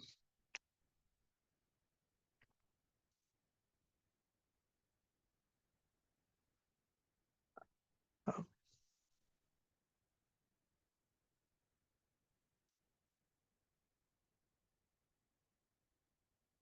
yeah, we can already see what the output file will look like here. So this is what the output ttchain.eps file will look like. And now you see that the beam schedule is accurately reflected. So we now have our 2 hours or 120 minutes of the beam at full power, followed by 1 hour of the beam off, followed by the hour of the beam at 50% power, followed by the 1.3 hours of the beam at full power, followed by the 1.7 hours of the beam off. Okay, it's finished on my computer now. And we can see that indeed the output has been updated to reflect our new schedule. So we do see now that indeed the activities increase while the beam is on, decrease while the beam is off, increase while it's on, and then fall again once the beam is off. So now we can move on to the second exercise, which is just modifying the requested output times. So instead of this 7 output times being requested, we'll now request these 9 output times. At 1.3, 2, 2.5, 3, 4, 4.7, 5.3, 5.8, and 7 hours after start of irradiation. And as a bonus, so we note that you can use negative values for amount of time elapsed since the beam was turned off for the last time. So in this case, the beam is turned off for the final time right here after this time step of 1.3 hours. So this is at the time of 2, 3, 4, 5.3 hours. So if you want to specify these as instead of from the start, as from the end of this step, you would use a negative number. So as a bonus, you can do that instead. And once you have made these changes and ran dchain again, go ahead and set your reaction to yes. And we'll take a few moments or a few minutes to do this.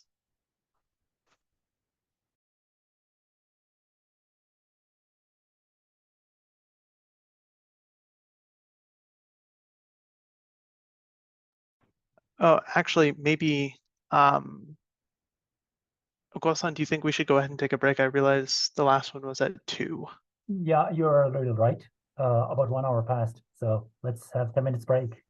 Yeah, so we'll go ahead and do the 10 minutes break and uh, maybe a touch more. Maybe we'll go to, what do you say, 320? Yeah, why not? Or I don't know, go or yeah, we'll have a 10-minute break, but then immediately just resume working on this exercise. I'll step through it again as well. Um,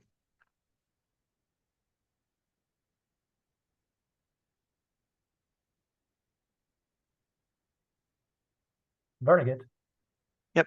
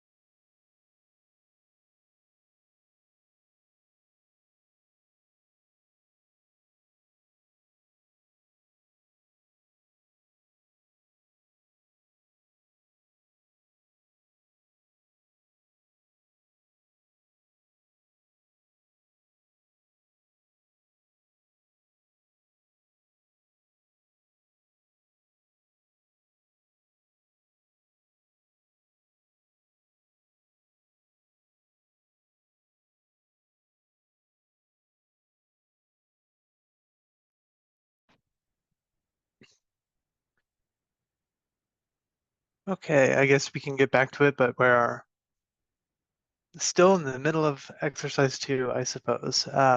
So yeah, the current objective is, now that we've changed the irradiation schedule, to now change the times at which we're requesting outputs.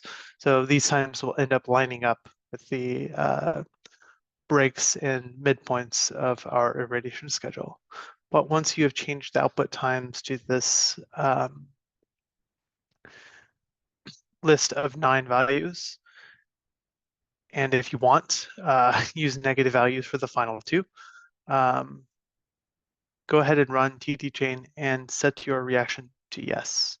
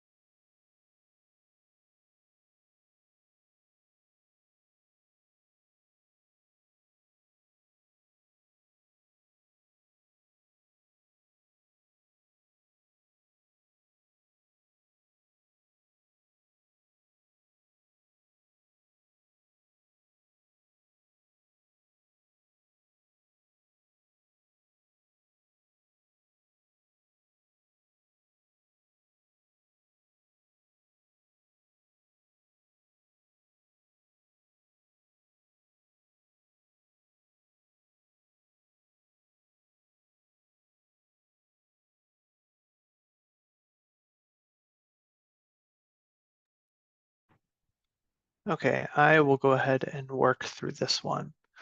So back to our dchain input file for IT out, we are now requesting 9 different times. So I'll change IT out to 9, delete this. And we now want points at 1.3 hours, or my bad, 1.3, 2.0, 2.5, 3.0, 4.0, 4.7, 5.3, 0.8 hours, and 7.0 hours. But if we wanted to use negative values for these final 2 points, this would be how much time has elapsed since the beam or source was turned off for the final time. So as mentioned earlier, this happens after this time step, which is 2, 3, 4, 5.3. So 5.3 hours after the start. So 5.8 is half an hour after the beam is turned off for the final time. So to use a negative value, you would have minus 0.5 hours, and 1.7 hour, or rather 7 is simply 1.2 hours beyond that.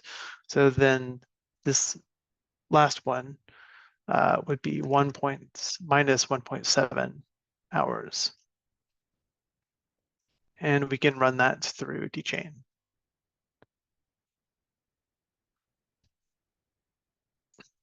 And it will take its time to turn, but here's the answer. Pull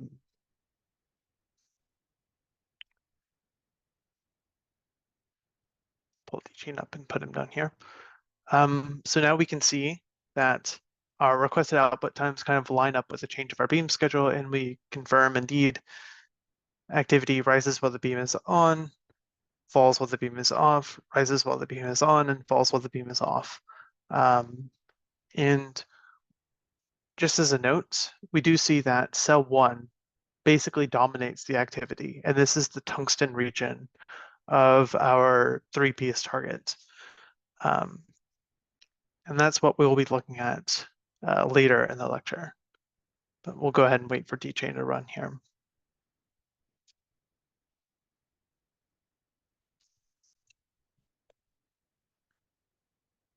But yeah, this is just the basic demonstration of how you can change these schedules and only need to rerun dchain without rerunning fits. So there we go, dchain finished. And our tdchain.eps file has updated accordingly.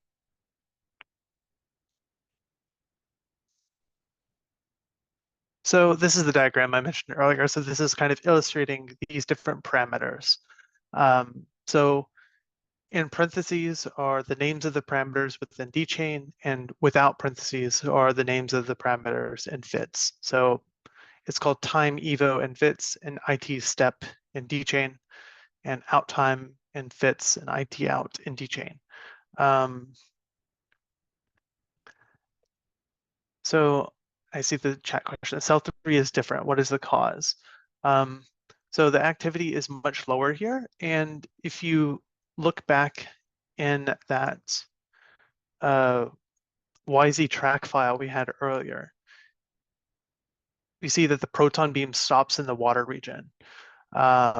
So you aren't getting fragmentation reactions in this iron region at the very end. It's only neutrons. That's at least part of the reason why the activity is so much lower in the iron. Anyways, so this diagram is showing us kind of this meaning of the irradiation schedules and the output times. So we have 5 distinct blocks of time or intervals of time in our schedule for 2 hours, 1 hour, 1 hour, 1.3, and 1.7. And these are divided into irradiation time steps where the beam power is above 0, and cooling steps where the beam power is equal to 0. And then we have 9 requested output times indicated by the dashed lines and stars here. The last 2, which take place after the beam is turned off. So once it enters its final cooling step, you can use a negative number to indicate time elapsed as that final shutdown as well. And we cannot request output times that happen after the end of our irradiation schedule. So now we'll take a bit of a deeper look at the output files produced by dchain. The main output file is this .act file, and it's essentially a very big table with a lot of values. So tdchain.act, I'll make my window wider again. So it's divided into first regions. So we have 3 regions in this calculation. So region, and then 4 time steps. So this is the first output time at 1.3 hours. And we have a big table with a bunch of nuclides with the inventory, atoms per cubic centimeter, the activity, the uncertainty, the decay heat broken into the beta, gamma, and alpha components, and their sum, the half-life of the nuclide, and the dose rates. So scrolling down, we have a whole bunch of nuclides followed by the gamma ray spectra, followed by kind of a highlight section of what are the 10 most important nuclides for activity, the 10 most important nuclides for decay heat, and the 10 most important for photon dose. And then it goes on to the second output time of 2 hours, and then moves on to the next one of 2.5 and so on. So we can just scroll down and eventually see that we reach the next region. So end of the first region, moving on to the second region, and then it does the same thing where we have this big table with all the nuclides for the first time, and then the second time, and so on.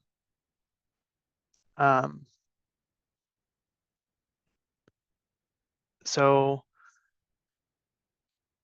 that is the .act file. It's kind of, this is where you'll usually be going first to see your results. Well, outside of the graphical output, I suppose. So there are several, actually, and for whatever output files we don't cover here, they are covered in the dchain manual. So there are several input parameters for the dchain code that help you control the different outputs. So the .act file has some important parameters. The first is AC min. This is kind of lets you set what is the threshold activity or inventory that's necessary for us to deem them like relevant enough to print. So for instance, if we go back to our .act file, like we have an inventory of 3 times 10 to the minus 29 here, or like activities that are extremely low.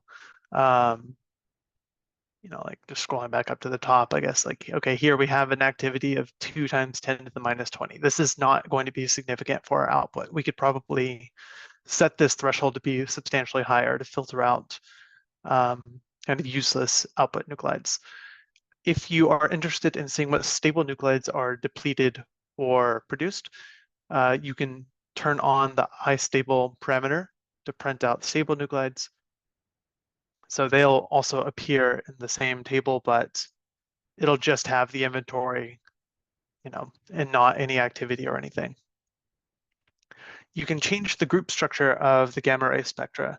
So if we scroll down to the gamma spectra, we see it has this kind of default 42 group structure, and there are other kind of preset structures available that you could select as well with that parameter. And the dose units in the rightmost column of the table, the top table, can be controlled with this dose rate column. The photon dose rate column can be controlled with iDose coefficient. So this lets you control like which ICRP standard set of dose coefficients you're using. And the iDose unit would let you change like between different microsieverts, millisieverts, so on.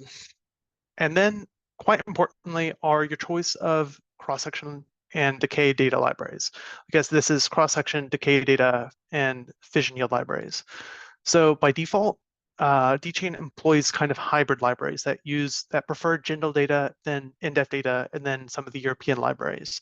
But if you want to use just GENDL, the Japanese library, or just INDEF, the American one, you can choose those with these parameters. The next output file is this most complicated but perhaps most powerful one called the decay chain scheme file, .dcs.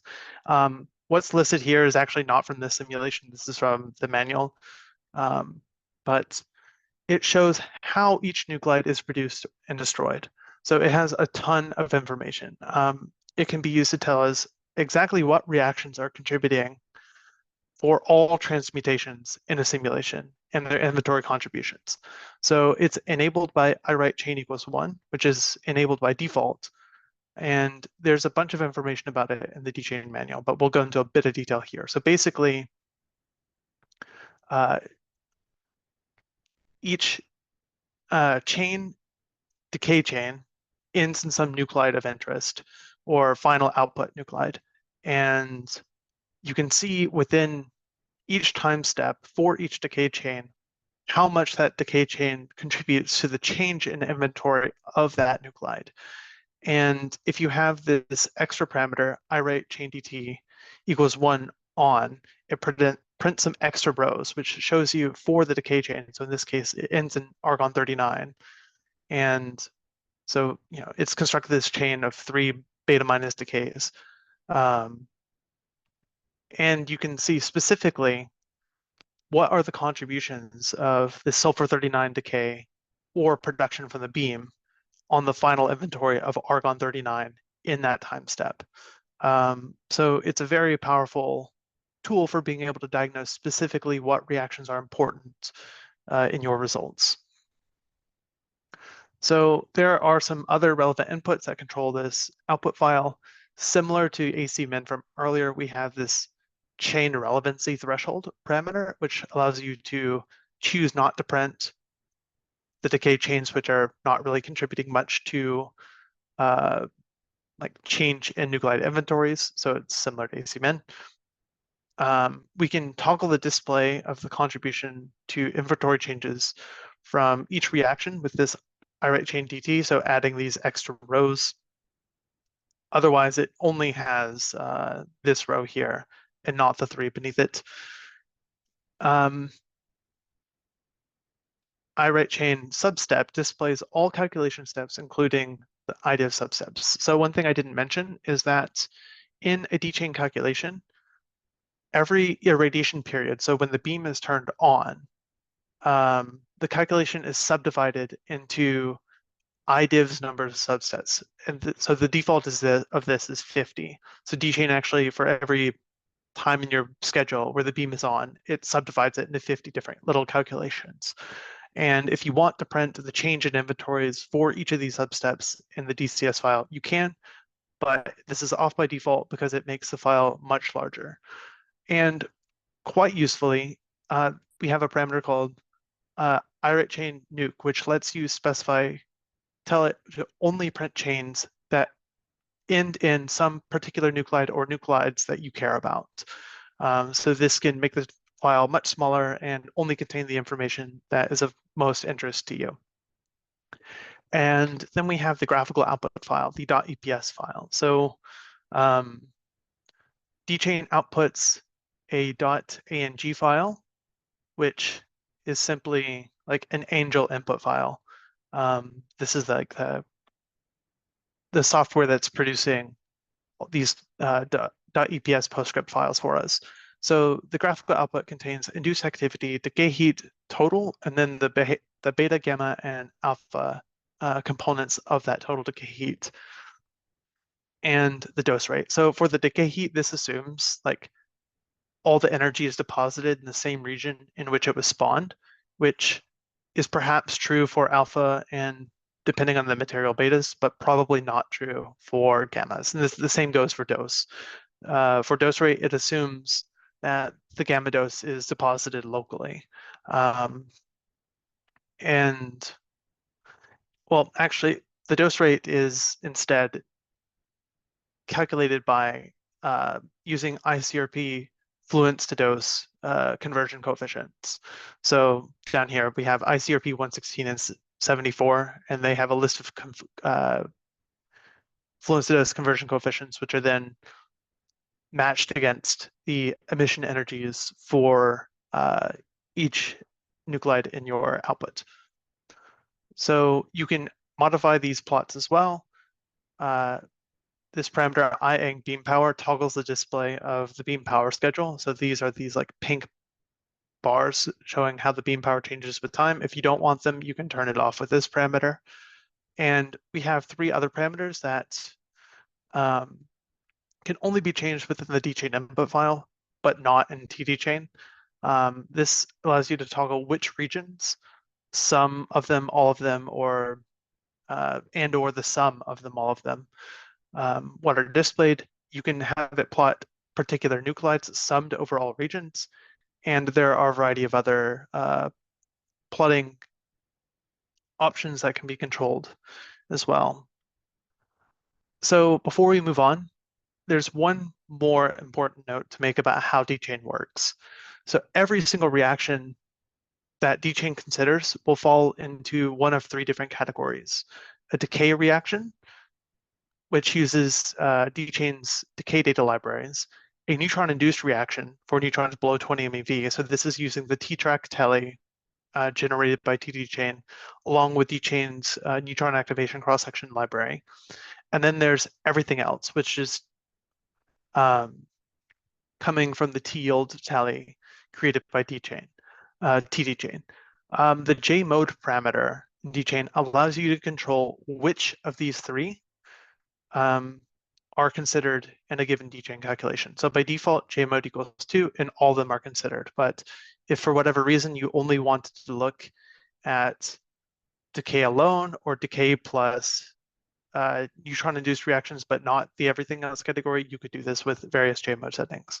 One note is there are two sets of fission libraries, spontaneous fission, which is considered a decay reaction, and induced fission, which is considered a neutron-induced reaction. So now we'll move on to the main exercise of this lecture. So we are using the same geometry as before, and the main objective is we have this target that we've bombarded with a 250 MeV proton beam, a thin beam. And we want to see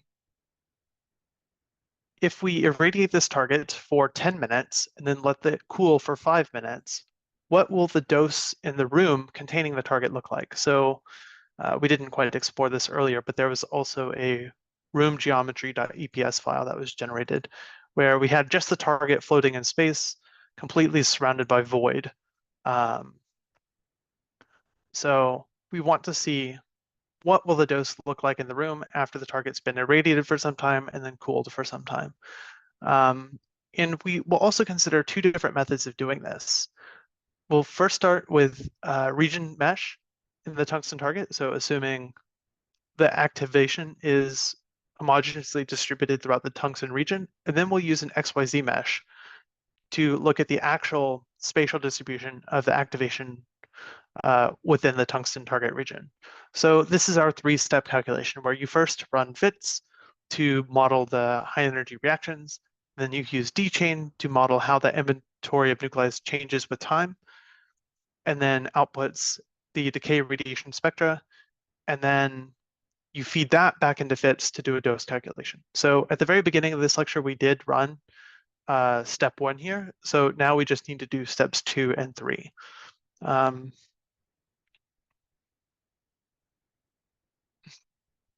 So earlier in the D-chain or in the fits input, we had two more TD-chain tallies. So this is the one we were looking at earlier.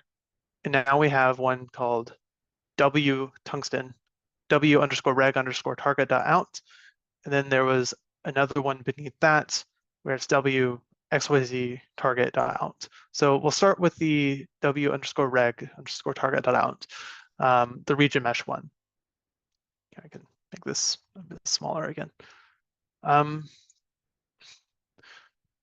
So again, we see that the information in, we can also open the output file that's produced, wreg target dot out. And we see this irradiation schedule, 10 minutes on, followed by some arbitrary amount of time off, has successfully been passed to the D-chain input file. And we have a variety of different output times already specified. And just to reiterate, this is another example. We don't have to rerun fits again if we just want to change things related to the output schedule. Output schedule or like the irradiation schedule and beam intensities there. So we will go ahead and run together wreg underscore target dot out through dchain together. So find this file, w underscore reg underscore target dot out, right click, send to dchain. And this one will be a bit faster since we're only looking at the tungsten region.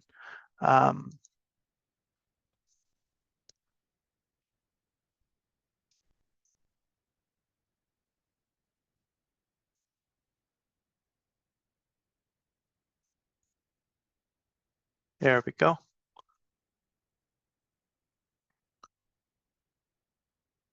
So now we have all of these w_reg_target dot whatever files generated by dchain, and the one ending with .eps.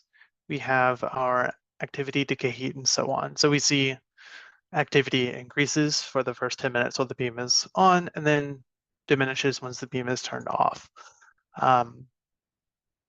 So this behaves as we would expect it to.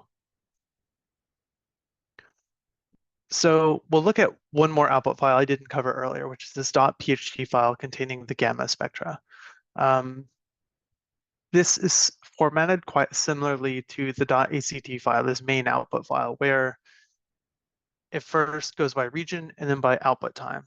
I can show this very quickly before going back to the slide, but essentially we have our region for a specific output time, and then a fits formatted source section where we have a specific set of energy groups, and then it moves on to the next output time for the first region, and so on. And we only have one region in this particular simulation. I will note here that we have it outputting this kind of multi-group photon flux, but that's because we used fits out equals 1 here. If we use fits out equals 5, this will instead be an RI source formatted section. And if you feed it a value of 10 for I fits out, it'll give you both this energy group photon flux as well as an RI source file. But anyways, the source section outputted by dchain already has toteVact set to the correct normalization factor. The same would be the case for RI source. It correctly includes the activities there. And for a region mesh, it sets the region number, but you need to specify some bounding box that fits will sample to test whether a source particle is being spawned inside that region. So this is just the nature of how S-type 2 or S-type 5 works. As far as the rest of the source goes, it's set to be isotropic, which is the case with radioactive materials, and we have this kind of multi-group energy spectrum. So exercise 3 will first focus on just kind of like preparing this fits input deck to do a photon dose calculation. So we just had this high energy proton simulation to generate our dchain inputs, but now we want to use the dchain outputs to do a photon dose calculation in the same geometry. So first, currently the room is filled with void and the walls are made of void. So we will fill those with concrete and the walls with concrete and the room with air. And these are actually already specified. Just go ahead and comment out the void cells for the room and uncomment these two cells where we have the materials and their density is specified. And then turn off the 3 TD tallies. This is quite important because we don't want to overwrite the dchain files that we already made. So go ahead and turn off these tallies because we're about to do a photon simulation and we aren't looking to see what kind of activation is produced by photons. And then at the bottom, we have a T-track tally that's currently turned off that will give us a ambient dose tally for the room. So you can go ahead and turn that on. And we can check the updated geometry by just turning ICNTL to 7. And once you've done all these things and changed ICNTL to 7, go ahead and rerun fits and just check to see that the room geometry now shows the air and concrete walls now filled. And once you're done with that, go ahead and set your reaction to yes.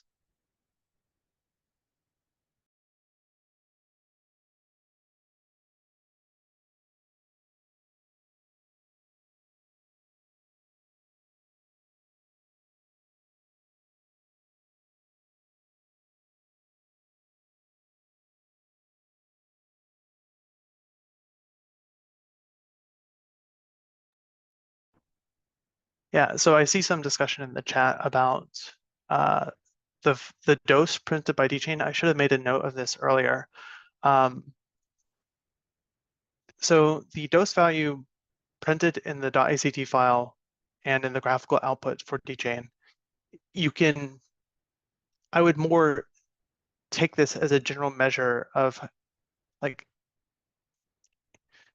how high the dose is, but not specifically how high it is. Like the reason we're doing this calculation for the room dose is to get a very accurate estimate of the dose. Well, while the value outputted by dchain is simply, yeah, making a bunch of assumptions about geometry, and it doesn't account for the fact that gammas are going to be shielded by elements of your geometry.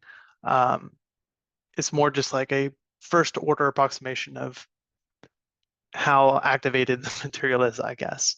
Um, for the most accurate dose estimation, you would want to go take the source file, the source section generated by dchain and put it back into FITS as we're doing right now.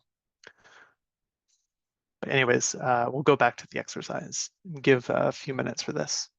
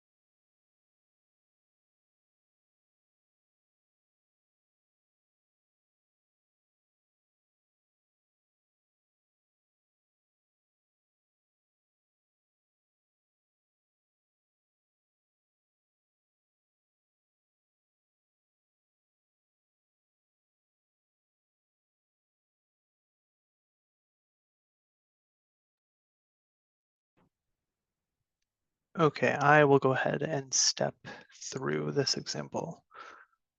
So actually, I can go ahead and close a few files. In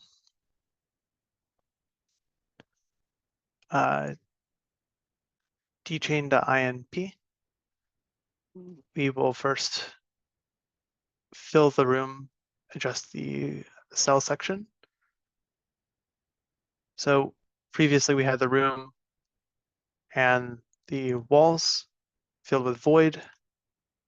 We'll comment those out and uncomment the ones where we've filled it with air and with concretes.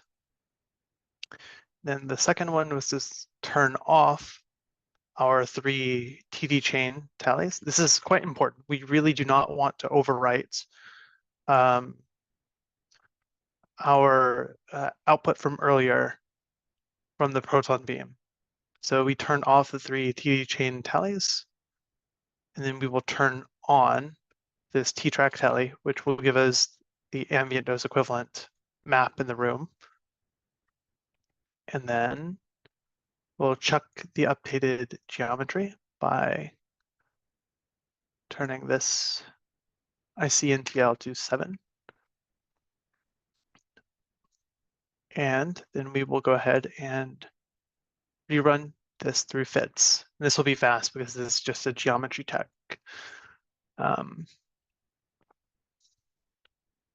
So there we go. So now if we check the room geometry,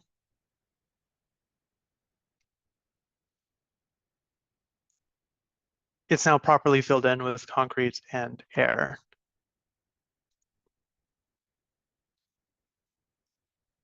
So this is what you should have done and what the room geometry should now look like. So now we can kind of get a realistic dose map, which includes photon scattering and whatnot.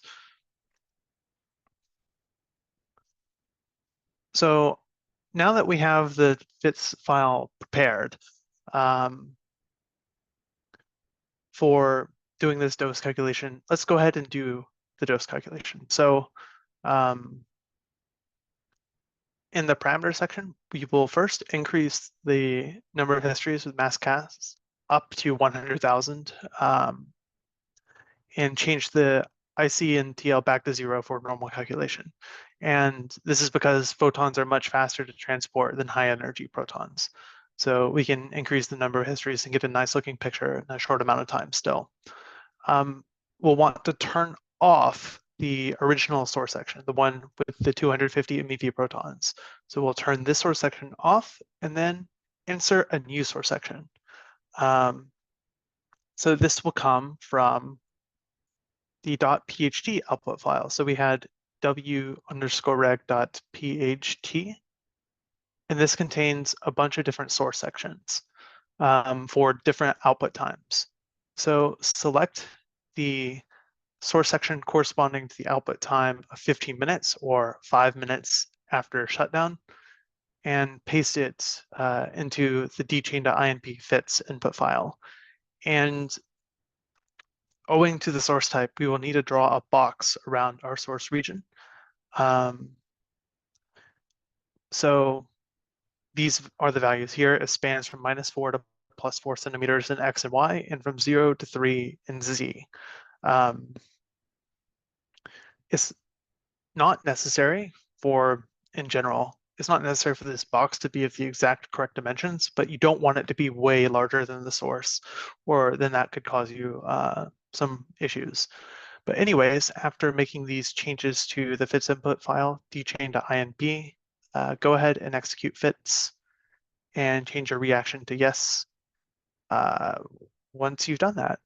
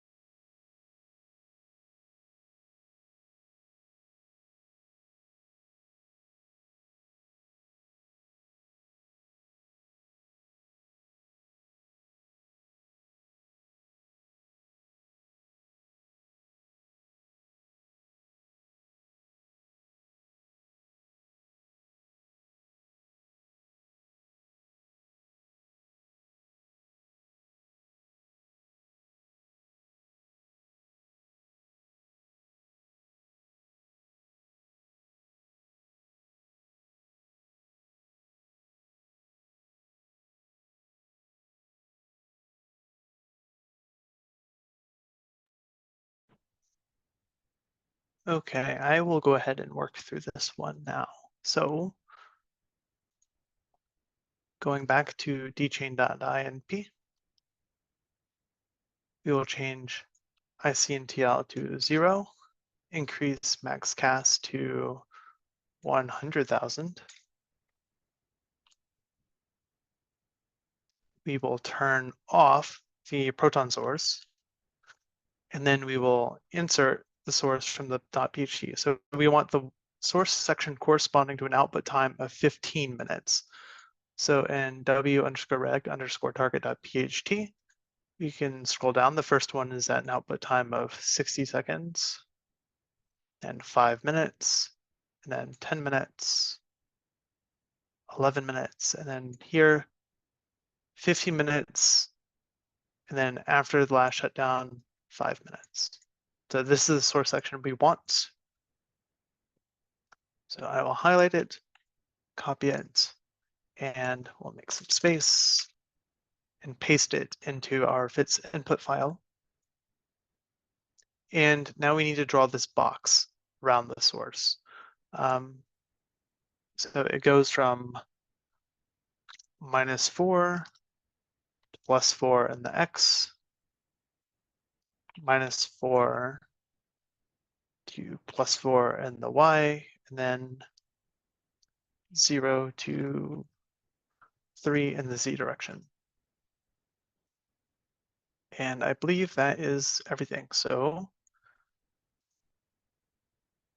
we can go ahead and execute fits again.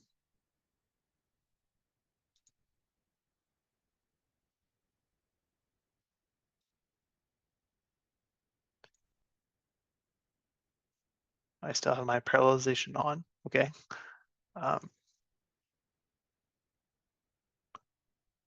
It should go fairly fast because photons are fast to transport. You can go ahead and move to the results so you can see all the changes made in one place.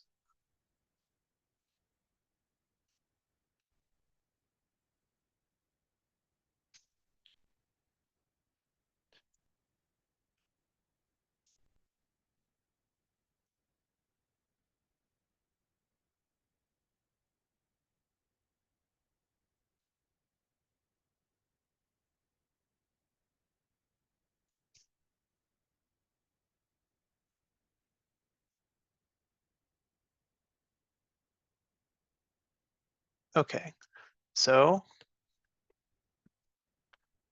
in our graphical output, we still have this yztrack.eps. We still have the first t-track on, and now we see there are no protons being tallied, no neutrons being tallied, but a whole lot of gamma rays, photons being scored here. And in our room dose underscore region source file, we have a nice dose map. So these are a bit larger here, so we can look at it on the slides. So we see that the activation is considered to be evenly distributed through the whole region whenever using a region mesh. But it makes us wonder, with a thin beam, is this really realistic in this case? So that will be the thing we explore next. And we'll also see whether it has an impact on this dose map of the room. So looking at the input files again, dchain.inp, scrolling all the way down to this third TD gene tally we had, we see it wrote to w_xyz_target.out. So we can open this and see the dchain input file that was created, along with a ton of regions for all of our different voxels in our mesh. So the thing to note here is this mesh, whenever we use a region mesh, dchain is only considering one region to do its calculation in. But in this particular case, we've divided our XYZ mesh into an 8 by 8 by 3 grid here with NX and Y and NZ. So this comes out to 192 different regions. So this is much more computationally expensive for dchain. So this will take quite a bit more runtime for dchain to complete. So there are a few different ways we can reduce the dchain runtime. We can request fewer output times. So this is fewer, just dchain only really calculates the minimum it has to. So if we request less of it, it'll have to do fewer calculations. The idivs parameter, as I mentioned earlier, this is like how the calculation is subdivided. Each irradiation step is subdivided into idivs number substeps. And by default, this is 50, which is quite a lot. And one particular thing to note is whenever you put a output time request in the middle of an irradiation step, it actually adds not just one extra calculation step, but an extra idivs calculation steps. So in this case, like if we did not have any of these positive times, dchain would only have 50 calculation steps, this idivs, between time equals 0 and time equals 10 minutes. But because we've requested output times at 1 minute and 5 minutes, it'll have 50 steps from 0 to 1, 50 steps from 0 to 5, and then another 50 from 5 to 10. And then it's just one additional step for each output time while the beam is turned off. So this is another way where you can accidentally make your dchain calculation take a way more time by requesting output times during the irradiation step. And you may want this information, but you may want to be sparing with it or decrease this idivs parameter. You could also choose to lower the resolution of your mesh, but that's not ideal. We have a few other differences between the two TD chain tallies. I guess we've changed the mesh from like region to XYZ in the file name from reg to XYZ, but also we've changed ifit out to 2. So previously it was 1, and now it's 2. And what this will do is rather than creating one .pht file that contains the source section for every single output time, it'll create different files. So one file for each requested output time. And we'll see very shortly why this is extremely useful. And lastly, the XYZ mesh, we've added a parameter called IPLT mode equals 1.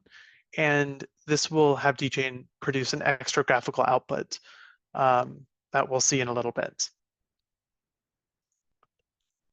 So exercise 5 here is going to be running the XYZ mesh version. But before we do it, we need to make some improvements to speed it up. Otherwise, it will take quite a long time. So by default, idivs is 50. You can go ahead and reduce that to say 4. But if you have a slow PC like mine, maybe you'll set it to 1 or 2. And instead of requesting all these different output times, we'll just request it at 4 different points. At 10 minutes, so this is avoiding subdividing our irradiation step, 11 minutes, 15 minutes, and 1 hour.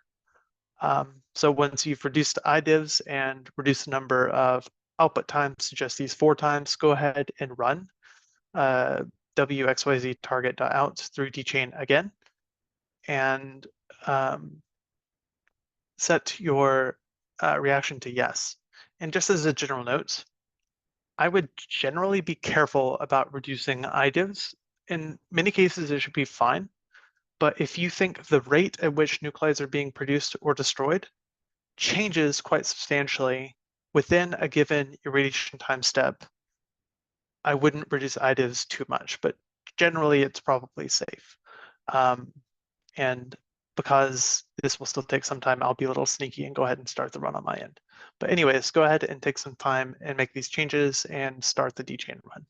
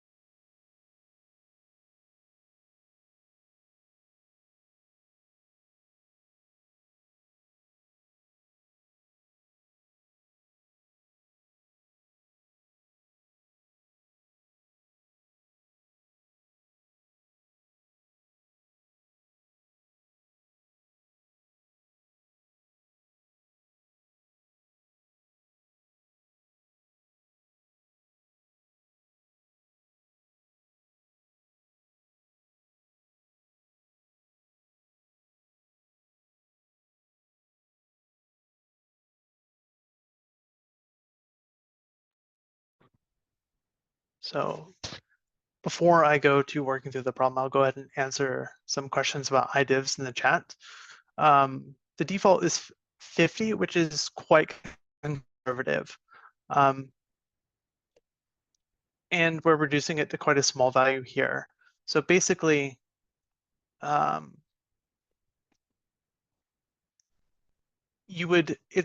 we can get away with setting IDIVs to be fairly small if the half-lives of the nuclides of interest are large on the time scales of like the irradiation chunk of time.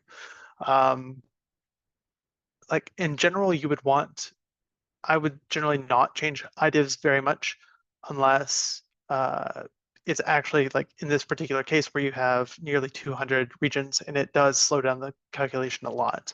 In which case uh, you can go ahead and change it, but you have to put some level of thought into it, right? Is it safe to be doing this? Because if within a given time step, the rate at which nuclides are being produced changes, so like in the middle of an hour-long irradiation, if the rate nuclides are being produced is not constant but changes owing to like more nuclides being produced or whatever, then you definitely want those substeps present. But like in particular, like if you, yeah, and it's a bit complicated to think through. I think there's a longer explanation in the manual, but 50, the default is safe, but whenever you cut it down further, depending on your simulation, it could be just fine. But this is one of the big ways to save time. Anyways,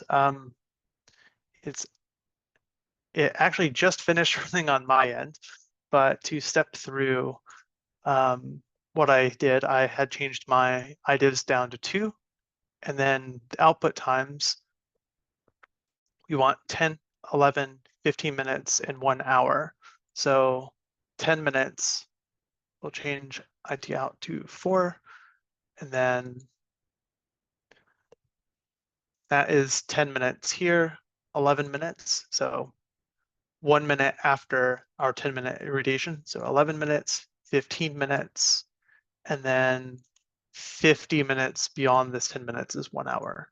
So I save this and then I ran it to Gchain and it just finished. You can see on my end, it took even here slightly more than 4 minutes, even with these speed improvements, the difference of this time and the bottom one. So, yeah, I guess when I made this lecture, I was using a much faster computer. But anyways, despite our time-saving measures, it still takes quite some time. And if we look in the folder now, we see we have a bunch of these dchain output files created, WXYZ, target, etc., with different extensions. And then down here, the .pht files, we now have 4 of them for our 4 different time outputs, 1 for each. And we also have a new EPS file called WXYZ target pxy.eps created, and we'll look at all these in more detail now. So if we look at this WXYZ target.eps file, essentially we are looking at XY slices along the Z dimension of our XYZ mesh. So this is Z from 0 to 1. Actually, I can just make this bigger maybe. 0 to 1, and then 1 to 2, and 2 to 3, all at the first output time of 10 minutes, and then moving on to 11 minutes, stepping through again, and so on. I've just compiled these into kind of a table here where we have our 3 different Z slices at our 4 different output times here. So we can see that indeed the activation is concentrated in the center of the target. It decays away as a function of time. And it's one interesting little note. You can kind of see that. So this is the front face of the target and moving deeper. you can kind of see how it spreads. So there's more activity around the edges, deeper in the target. And the .pht outputs at each time are similar to the ones we had earlier, but with a few differences. So now, instead of a normal source, we have multi-sources. So I'll go ahead and open one of them. So we still have the same region-wise and time step division, but because we had selected ifit_out equals 2 and created these files for each time step, this whole file is only for output time equals 10 minutes. And we have a multi-source, so source with the square brackets, source with the triangle brackets, and scrolling down, another source for the triangle brackets for the next voxel, and then this goes on for all 192 voxels in our XYZ mesh. So each source, triangle bracket source, has its voxels relative intensity set. So this is like the activity or gamma flux in that particular voxel, and a totefact set. And the totefact kind of just gets overwritten for every cell or for every voxel, and then Fitz will only read the final totefact. So it sums over all regions. Then the final region, 192, it has this final totefact, which if we go back earlier,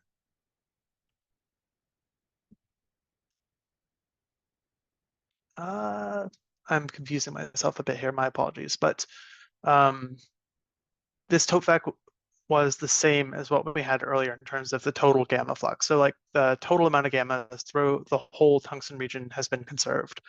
And one other thing to note is that we no longer have to draw a box. DChain knows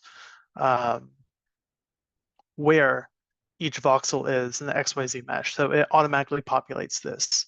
So what this means is this file already has all the information completed in it. It could just be directly inserted into Fitz without any other changes. So this is the next exercise, making our final dose map of the room with a spatially accurate source. So we'll run Fitz again, but now with the XYZ gamma ray spectrum calculated by DChain. So first, turn off the photon source that we had made earlier. Yeah, okay, actually that was the way to compare. We see this totefact here that is calculated by XYZ is the same as the totefact we pasted into our file earlier. Anyways, so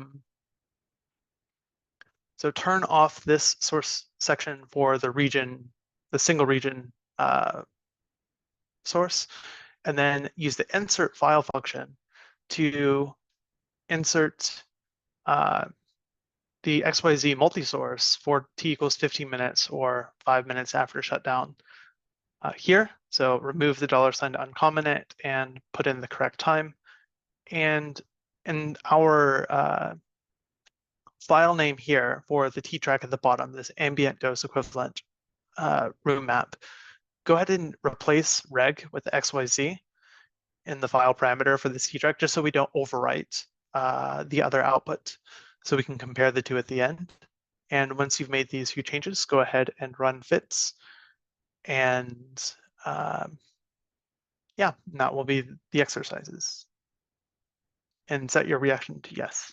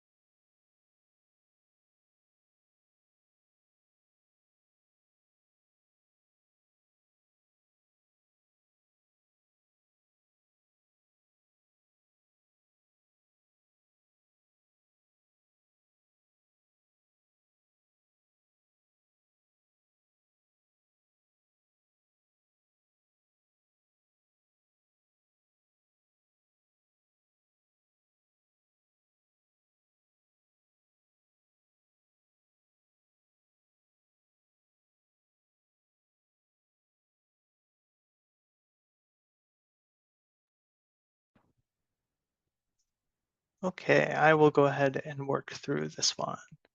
So in dchain.inp,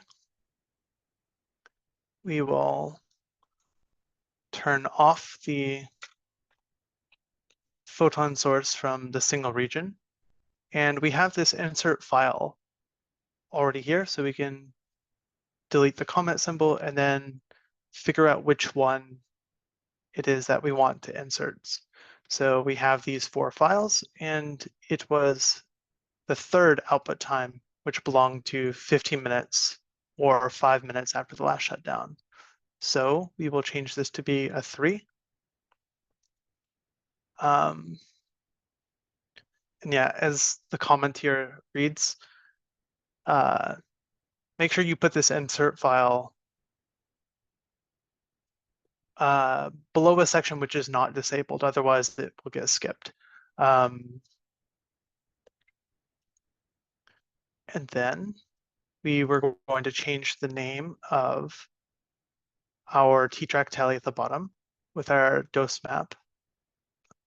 So this was reg source. Now we'll make this XYZ, and we will send it to fits.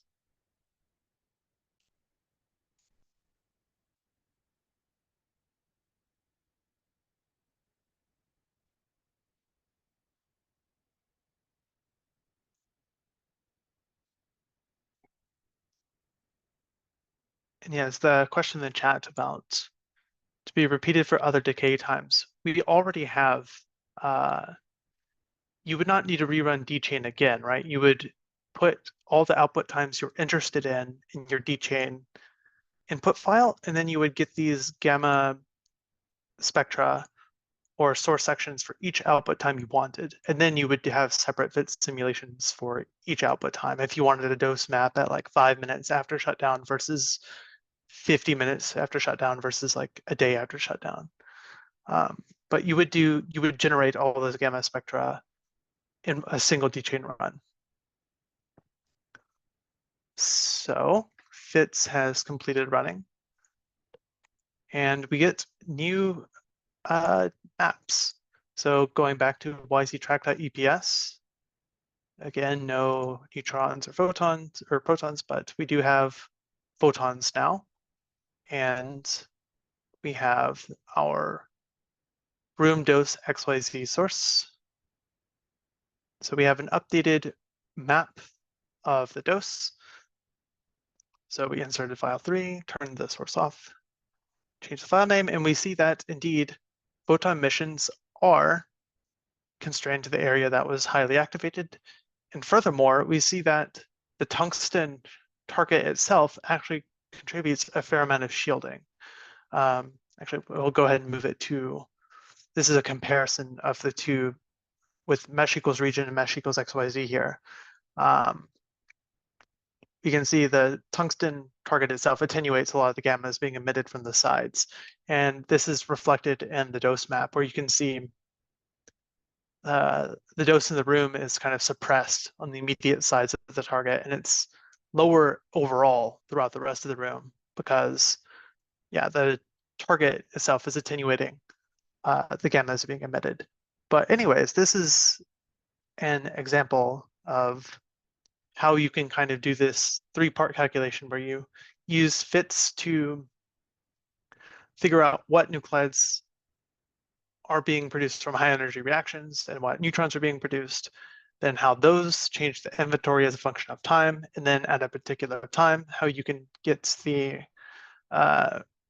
activated nuclides and put those back into fits to get the dose or whatever calculation you want involving the present nuclides at any given time during or after your irradiation. So in summary, dchain is quite a powerful tool for being able to calculate how nuclide inventories, their activities, decay heats, and gamma spectra, and dose rates can vary as a function of time, both during irradiation as well as during a cooling cycle or when the source is turned off. FITS does a lot of the work for us in automatically creating all the files we need to run dchain. And is also very useful for then going on to do these secondary dose calculations using the gamma spectra or source spectra produced by DChain. Like again, I glossed over this a bit, but you can have DChain output RI sources as well. So rather than just the photon fluences, you can have the other decay emissions also simulated in FITS too. And combining these two codes together gives us a pretty powerful tool for estimating our long-term variation of induced activity in complicated environments, which is quite important for designing nuclear and accelerator facilities. And that concludes the DChain lecture. Thank you. And Ogawa-san. Thank you, Hunter. We have arrived at the end of tutorial, all the tutorial contents today, with about 30 minutes of ahead. But anyways, everything is over for today. Let me make some administrative announcements for tomorrow. So,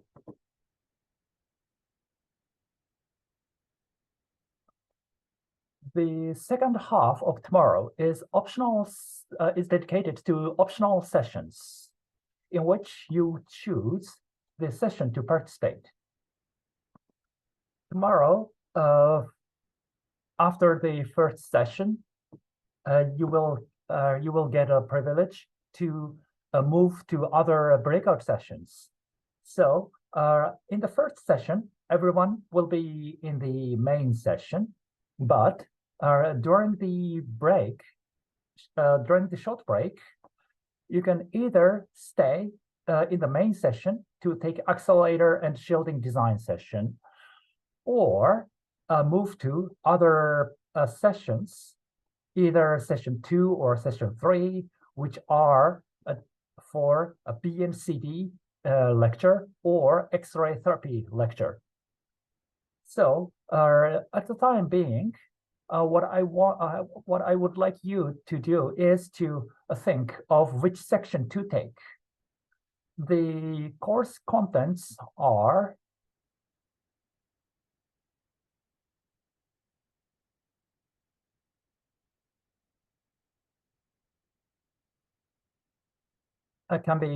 course contents can be seen in the website whose link I pasted to Zoom chat. In this page actually, you can see in which folder the materials are stored. For example, accelerator and shielding design can be found in FITS lecture advanced shielding folder. It's the same for other sessions like BNCT and X-ray therapy. If you want to know the contents in advance, please have a look at these folders and the materials therein to make a decision on which section to take. As I said at the very beginning, if you would like to take more than one session, please go to the most important session for you, and then please watch the recording of the other sessions later. All the recording of all these sessions will be provided. So please make a decision on which section to take tomorrow. I hope everything is clear. If anything unclear, please write on the Zoom chat or ask for a breakout session.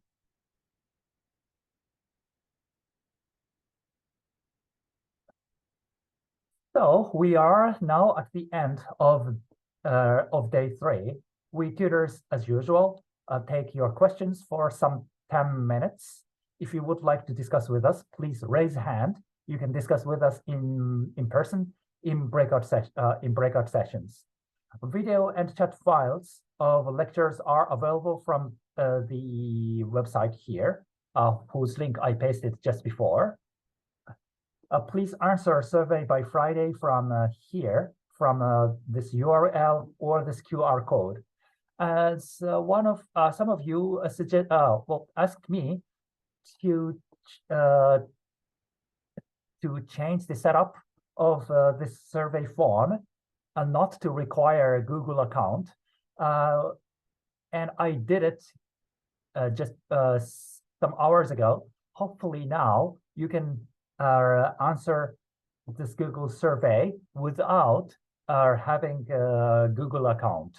If it doesn't work, please let me know. Anyways, the due date of this survey is Friday, so no rush. And on Friday, if you would like to take medical data treatment by Artifits, which is one of the optional courses, please don't forget to install Python and its libraries. It makes things complicated, but this is not necessary for Windows, most of the Windows users. So after all, Linux or Mac users who would like to take this optional course, please install Python and its libraries. As usual, Zoom session opens at 10:30 UTC and tutorial begins at 11. If no questions, please leave the Zoom session. See you tomorrow. Thank you very much. Bye-bye.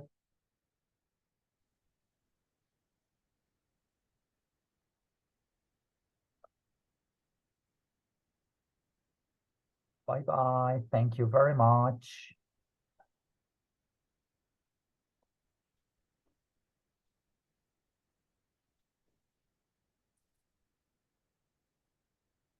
The link of the survey is pasted to chat. If you want, please use this. Thank you very much. Thank you very much. Have a nice day or have a nice evening. See you tomorrow. And if you have questions, please raise your hand. Thank you very much. See you tomorrow. Thank you very much. Have a nice day or have a nice evening.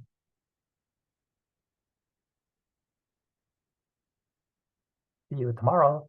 Thank you very much.